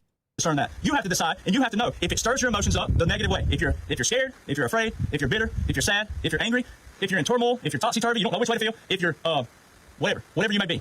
If it stirs you up the negative way, then you don't know what's going on right now. If you aren't fired up about what's going on right now, and you don't want to tear out through this, well, I wouldn't do it in the graveyard. But if you don't want to tear out in a field and just throw your shirt off or whatever it is and go, woo, baby, if you don't feel that way, then you don't know what's going on right now. Is he just trying to see titties now? Right, when I get home, we're gonna throw our shirts off and celebrate it. I think it's from now. I don't know. I'm no Scientologist, but I feel like it's caused from blunt force trauma to the back of the esophageal cavity. Meat on meat contact. It's buildup of scar tissue, and that's what's happening. Because it's clear as the blue clear sky today. If you were reading and or listening, even if you can't read it, you hate to read, like my old friend Reed from Texas, his name's Reed, and he says, I hate to read. He said, I love your audios, and I love your repetitive videos. Shout out. My name's Reed, but I hate to read. Reed from Texas. He says, my name's Reed, and I hate to read. Now, that's an honest man right there. I say, got you, Reed. I'll be repetitive. So if you don't go and do what Reed does and pull up the videos, all right, and then go pull up the website, and at least just see that it's there. At least just see that it's on the .gov official government, and then also on the .mil official military. See that it's on the official sites, and then I'll show you the visuals and how they're being enforced by Donald John Trump. They should have named Derek Johnson Calm, Cool Conversations. Triple C. And how Joe Biden is a military occupation and is a continuity of operation. He's part of the plan as far as the puppet goes. It's a World War II history repeat. I mean, it's not that long ago. And I'm getting honored my grandfathers. I'm getting honored my great uncles. Bird gifted Beyond the Mission a subscription. Bird gifted a tier 1 sub to Beyond the Mission. They have given you can fight for 28 free. gift subs in the channel. I'm equal opportunity over here, motherfucker. Anybody can catch this fade. And all your family members who fought in World War II because they set up the same thing. It's called a government in exile. It's a puppet state. The Philippines, I always post about the Philippines. And I always talk about the Philippines as the best visual example. You can go translate Google this stuff. Now, they use a 2-president system in another kind of manner. The second president, at the same time, he was an actual real person. The Joe Biden they're showing you, he's a real person acting that, but he's an actor. It's not for Joe Biden to come out on the end and be some savior. It's not. It's a World War II history repeat. So what does he actually think is going to happen? That Trump's going to run in the election and win, and then he's going to pop out and say, ha, really, I've been the president the whole time. What does he think is going to happen? What is something we can put our finger on and say, you know what? If this right here happens, everything Derek Johnson said was true. In the National Guard or other states every single day. They're active in their states every single day, both the ways. All the foreign entities are on the National Guard sites. We have foreign entities on municipal, county, and regional airports. That's a World War II history repeat. All that. The seizure, when the military seizes airports, all right, and they'll return back to their regular form after it's done. There's nothing to be scared of. So it's the most beautiful thing taking place. Subterranean warfare. Now, that's not beautiful in one way because the men and women that are serving, all the stuff, the gory stuff that they saw with the child trafficking, the sex trafficking, the human trafficking, and the drug trafficking, which funds baby tunnels, yeah. You know, you're missing out on so much world history. People are missing out. And I would be doing, this ain't a memorial graveyard here, but there's some memorial graves in this graveyard I'm in. I would be doing them an injustice for them serving under the same Title 10, Section 502, if I didn't show you what's going on by military laws and military orders, military customs, military regulations, and how they pair with executive orders. It would be doing them an injustice. And it would be me letting their legacies lay out here in the middle of nowhere. I mean, so far in the middle of nowhere. It would be letting them they're laying in peace, no doubt, but it's honoring their lives. And it's taking their legacies forward. I don't know how old these graves are, but Title 10 didn't come in until like the 50s, right? And it's, and so many people have been duped by, there's certain people, some in the military, they went in for the wrong reasons. And people get mad when someone calls it out. Well, if they ain't got good motives, if they ain't got your best intention, you shouldn't care who they are. Derek Johnson, by his own admission, claims that other people went into the military for the wrong reasons, because they went in, for a job, or they went in to pay for college, or to pay off debt, or to have a place to live because they're fucking homeless, or to get away from, gang life, or get out of a broken home. But literally, that's the reason he went in. But he says the only reason you can truly go in is just because you love the country so much. It's the only thing you can do. But that's not the reason he went in. I don't give a fuck. There's great soldiers that went in to scrape their family or their parents or a broken home, or so they didn't end up in a gang, and they turn out to be awesome soldiers. It doesn't matter why you fucking join. It's about joining. Because you can't have one Title 10 without the other. You can't have one Title 50 without the other. The men and women who put this in place for the military, those generals. That's right, Dr. J. Don't you love it? I mean, it's visual. It's there every day. You can see it. That explains why I'm so goddamn sick of it. You gotta read it and pay attention and understand what you're looking at. So when you got some person out there claiming to be active duty or a guard, and they're saying it ain't happening, first off, they shouldn't be commenting on it in the first place because they're under oath. How about that? How about military regulations? And how about the branch regulations? And how about their oath? So Derek Johnson thinks you're in the military, you can't comment on anything. Yes, you can. Actually, at different times, we had memos that came out that was like correcting misinformation online, right? Yes. The oath was established June 14, 1775, the day that the Army, my branch, was established, the first branch of military. So you can't claim that, that's unconstitutional. No, you don't know what the Constitution says if you say it's unconstitutional. You're butchering it, and you're doing yourself an injustice, as well as all the people around you, for looking like a fool. And I'm not gonna silence myself to comfort their ignorance. I'm not gonna do that. Ignorant is ignorant, all right? But ignorant can at least be. You can't even say ignorant. Ignorant is ignorant. But at least ignorant. Changed. Ignorant can be educated. When you start acting like a fool and a moron, when it's clearly in place, and you're clearly defiant on it, then that means you don't like it. And it also means if you are a veteran or if you are in the military, then you probably don't need to be there because you're serving against the foundation of what was established. If you don't believe that Donald Trump's been the president the entire time, even when Joe Biden was literally the president, commander-in-chief, then you don't deserve to be in the military. He called me a disgrace to the uniform. He said I was a disgrace to the uniform and the flag that I served under. This slick sleeve motherfucker has never been anywhere to do anything. So, when you go look at the post again, you got to look at the perpendicular. You turn his face sideways. There's no way a 223 round hit the crown right here. That means it would have. First of all, his whole body was sideways, so you're not even setting up right. Well, let's see. That bullet right through here. Now it would have to come this way. It had to come from the ground up because he's up on the stage. If it pierces here and it didn't hit anything back here. But they told you, you could hear it on the video. Pop, pop. Pop, pop. Pop, pop. They're 1 second apart. I've already done all the slowing down. All right. So all three bullets impacted at the same time, 3 seconds apart. So if we'll use a 7mm Magnum for example. It can go 3,100 feet in 1 second. All right. So that is a lot bigger caliber, obviously, and a lot more gunpowder than a 223. All right, so that means that 7 mag can go almost a 3/4 of a mile in a second. That's a pretty good distance in a second. So that means every other second is another 3,100 feet. Now explain why the sounds were like that. If the third bullet just grazed something that didn't make impact, and it's not going to make impact, it won't sound like that grazing your flesh. It's not going to have a solid stop. That first thump that you hear is when it's impacting something that gives it that resistance. Like 5.56 is 3,100 feet per second, something like that. 55 grain, 5.56, 3,100 feet per second. I know some of y'all don't like hunting animals, but you hit a tree. If you hit that oak tree right there. If you don't know, sound travels at what, 1,100 feet per second? So it's traveling like 3 times as fast. Almost. All right, in that tree. So let's just say that a 223, I don't know, I haven't checked the 223, I never shot them in the military, but we went by meters.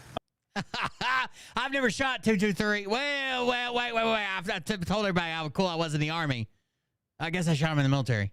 But let's just say that once again, you can use any weapon caliber. So if I had that 30-06, or if I had that 7 mag and I'm shooting that way, then every second added, all right, but it's the same distance, right? So if the thumps are the same sequence, pow, pow, pow, pow, pow, pow, then you're not adding another 3,100 feet. You're not adding that. See, so you would be this, like if there was 3 of these oak trees right here, there's 2 right here in the camera. I don't know if you can see in the camera. We can see a little bit of one right here. These are 2 even trees. Even though you can't see the tree in the camera, but they're 2 even. There's one over there kind of about 15 or 20 feet behind it. So if I were shooting all 3 of those trees way back there, then these 2 would snap. The thump would come just a little bit. You'd hear a difference slightly. A trained ear could hear it slightly because it had to travel a little bit farther, not too much farther, 15 feet. You had a trained ear would hear it. That's not true because again, what you're hearing is the report or the explosion from the gun, and before that, you're hearing a supersonic crack, right? Because it's breaking the sound barrier. It's going to break the sound barrier. The velocity is the same. It's going to break the sound barrier at the same time, and the report's going to be, so you would always hear almost the same. You would hear the crack first, and then the report, and the time between those are almost always going to be, you don't hear a bullet hit shit like that. It doesn't make a bang when it hits you. You might hear it like thud into somebody, like especially a body. You might hear it shatter a window, but it's not going to be a bang when it hits. I don't know who fucking told him this. A real good ear, but 15 feet more. So where they showed President Trump on the stage, and when they claimed this person was, and they claimed that this other guy got grazed, there's no way possible. It's just not possible. Trajectory-wise, the location, the shooter was elevated downward, all right, like this, a little slightly down. So it's hard to do it. A little slightly down. Donald Trump was 6 feet off the ground, plus on a 4 foot, 10 feet, right? It looks like a hill going up, and then he was on the roof of a building. I'm trying to do it for the camera angle, but if he's here like this, if he's like this, talking, then if the bullet pierced the ear like this, which is what showed what it did, then the shot would have to come right here, okay? But down there, it had to come from a downward angle. It had to be someone shooting up, where it would go up your ear and up above the stands. So there's a lot of things to look at that day. President Trump, he's had 75 rallies. 75 rallies. I did all the math and went back, counted them up. 75. First off, there's no such thing as a midterm rally, so that shows you he's not a former president. There's no such thing as a midterm rally. All right, so that tells you alone that he's not a former president. There's no such thing as a midterm rally. What is he trying to say there?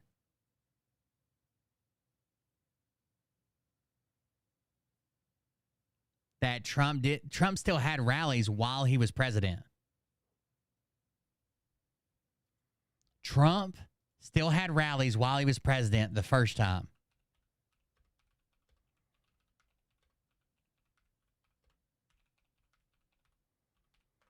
It's not typical. It's not something people typically do.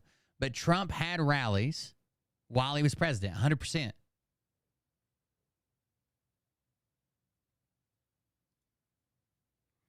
How many rallies has Donald Trump held since becoming president? In the wake of President Trump's rally in El Paso, you may be wondering just how many of these campaign-style rallies he's held since he's moved into the White House.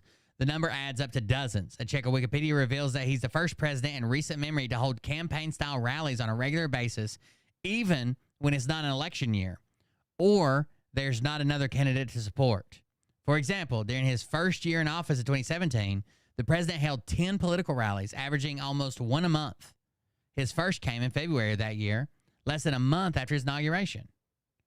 So what do you mean there can't be midterm rallies? Because that right there tells you he's still the president. He's not a former president. And then 75 rallies. So all of a sudden, he does the math by counting, yes. After, that was the 74th rally, all right? So all this other time they show him, and I've been to Mar-a-Lago, not bragging, just saying, there's Secret Service everywhere. I've been to his golf course, there's Secret Service everywhere, all right? More than you can imagine. And some you won't even see because they're there, all right? Because it's a golf course, and it has walls around it, so a wall is also a place of perch, and there's buildings that you can see in the distance. There's always security detail with that man. And everywhere they've shown him go, he has more law enforcement with him, state troopers, sheriff, special forces, and all of a freaking sudden, let's go on the deal, all of a freaking sudden, the 74th rally, right near the turning point when all the Supreme Court, they're doing what they're doing. It's a major key turning point where they're about to show you the final battle, and we're entering the final battle. As he says, 2024 November, I will be free. That starts the Great Liberation. That's going to be the final battle. All of a sudden, the 74th, there's only a few handful of Secret Service on the ground. There's only 2 snipers on the roof. Are you serious right now? That's an insult to every military personnel, whether they do know what's going on or not. It's an insult to law enforcement. It's really an insult to snipers. It's an insult. So you, the people. So just the visible snipers, there were 4, right? There was one white roof, 2 of them facing this way. Right beside that was another white roof with 2 of them facing. There was 4 just behind the stage that we were looking at, that we were shown. There were some in the building that the shooter fired from. Like, we were shown 4, and he's just lying through his ass right here. Have to use your discernment, and you have got to stop following all these nincompoops and these nitwits out there that claim to be republics, claim to be defending the republic, claim to be all these things that they're God, if I had money to burn, I should start a GoFundMe just to go to Mar-a-Lago to hang out with Trump so I could debate Derek Johnson about it. not. They're misleading people. This is about the people of the world. All of a sudden, the grandstands are real low. He always has a big grandstand everywhere. He's always in an arena, and if he's outside, there's big grand. All of a sudden, the stands are real low. It looks like a 1A football game in the South. The tiniest high school you can go to because they can't afford bleachers, and even if they could afford it, they can't fill them up. That's what it looked like. All right. Does he think that Trump brings bleachers with him? Those are Trump's bleachers. The bleachers are at the event space. Sudden, a sniper leaves his position and his rifle dips down right before the paintball sound is shot. All of the rounds sound the same on the live feed. Now you got all these nimwits and nincompoops out there. They're going to take in their own sound and putting it over on there. All for algorithms. All right. See, when you people go liking and loving and commenting, the algorithms shoot up. Then their page shoots up, and then you blow up the wrong people. That's how the algorithms work on these Facebook. That's how the algorithms work. You guys don't even know about the Twitter algorithm. All that, Instagrams and all that. That's why you got to use discernment. So, all these things are so off. A sniper don't name more than one shot, first off. A sniper's not going to stand down around Donald Trump because of all the other stuff. The other thing is when you officially become a nominated presidential candidate, the Secret Service it's a 120-day window whenever the full Secret Service protects a presidential candidate. All right? The full Secret Service. So why did Donald Trump have the full Secret Service, special forces, state troopers, sheriffs, police? Why did he have all this when he's a quote-unquote former president? Why did he have all that? Because the former presidents have protection for life. Donald Trump is a pretty divisive character, so he's had more detail than most former presidents. And the former president, and now when he's a presidential candidate, see, there's so much stuff they show you. It's not coincidence. You have to piece this stuff together like the chronological blueprint. He has no idea what he's doing. What a dance move. All right, guys, I'm not even gonna play his last video. What a fucking retard. Derek Johnson with his 30 Alt-6. The two thumps you hear when a round's fired, the two bangs you hear, is not the supersonic crack of the round literally breaking through the sound barrier. It's the target being hit. Everybody knows. I wonder how he explains. We've all seen like suppress shots, subsonic ammo, where people don't even know they're being shot at, right? Ting. It's just a shot. I've been shot at like that.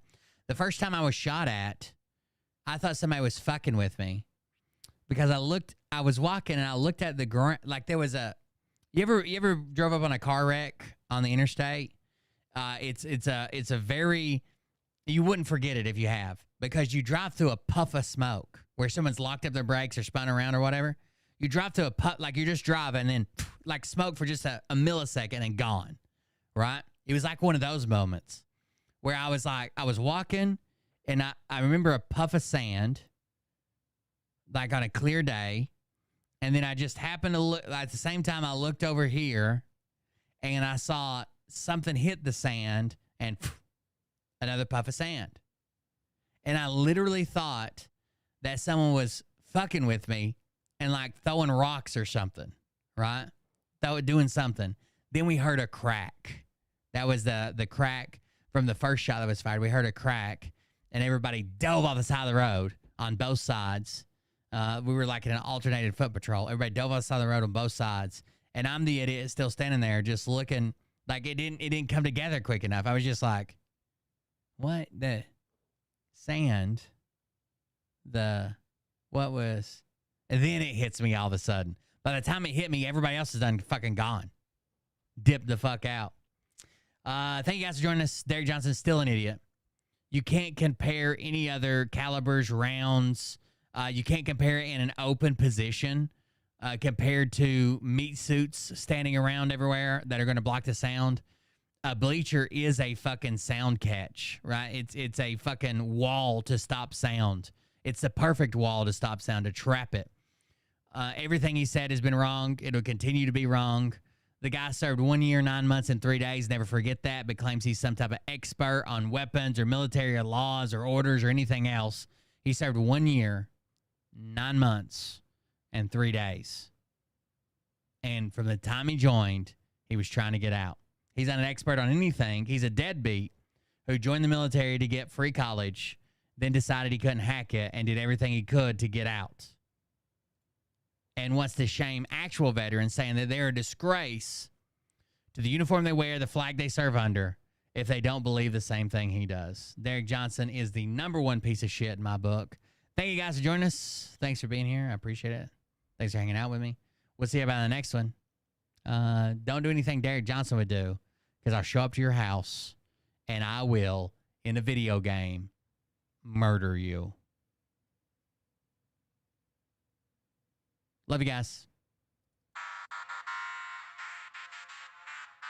But I can tell you this about if this douchebag happens to see this particular show, you don't have the forking balls to call out the people on this planet by name and tell them exactly who they are and tell them the rest of the world who they are. You don't have the forking balls. You don't have the balls.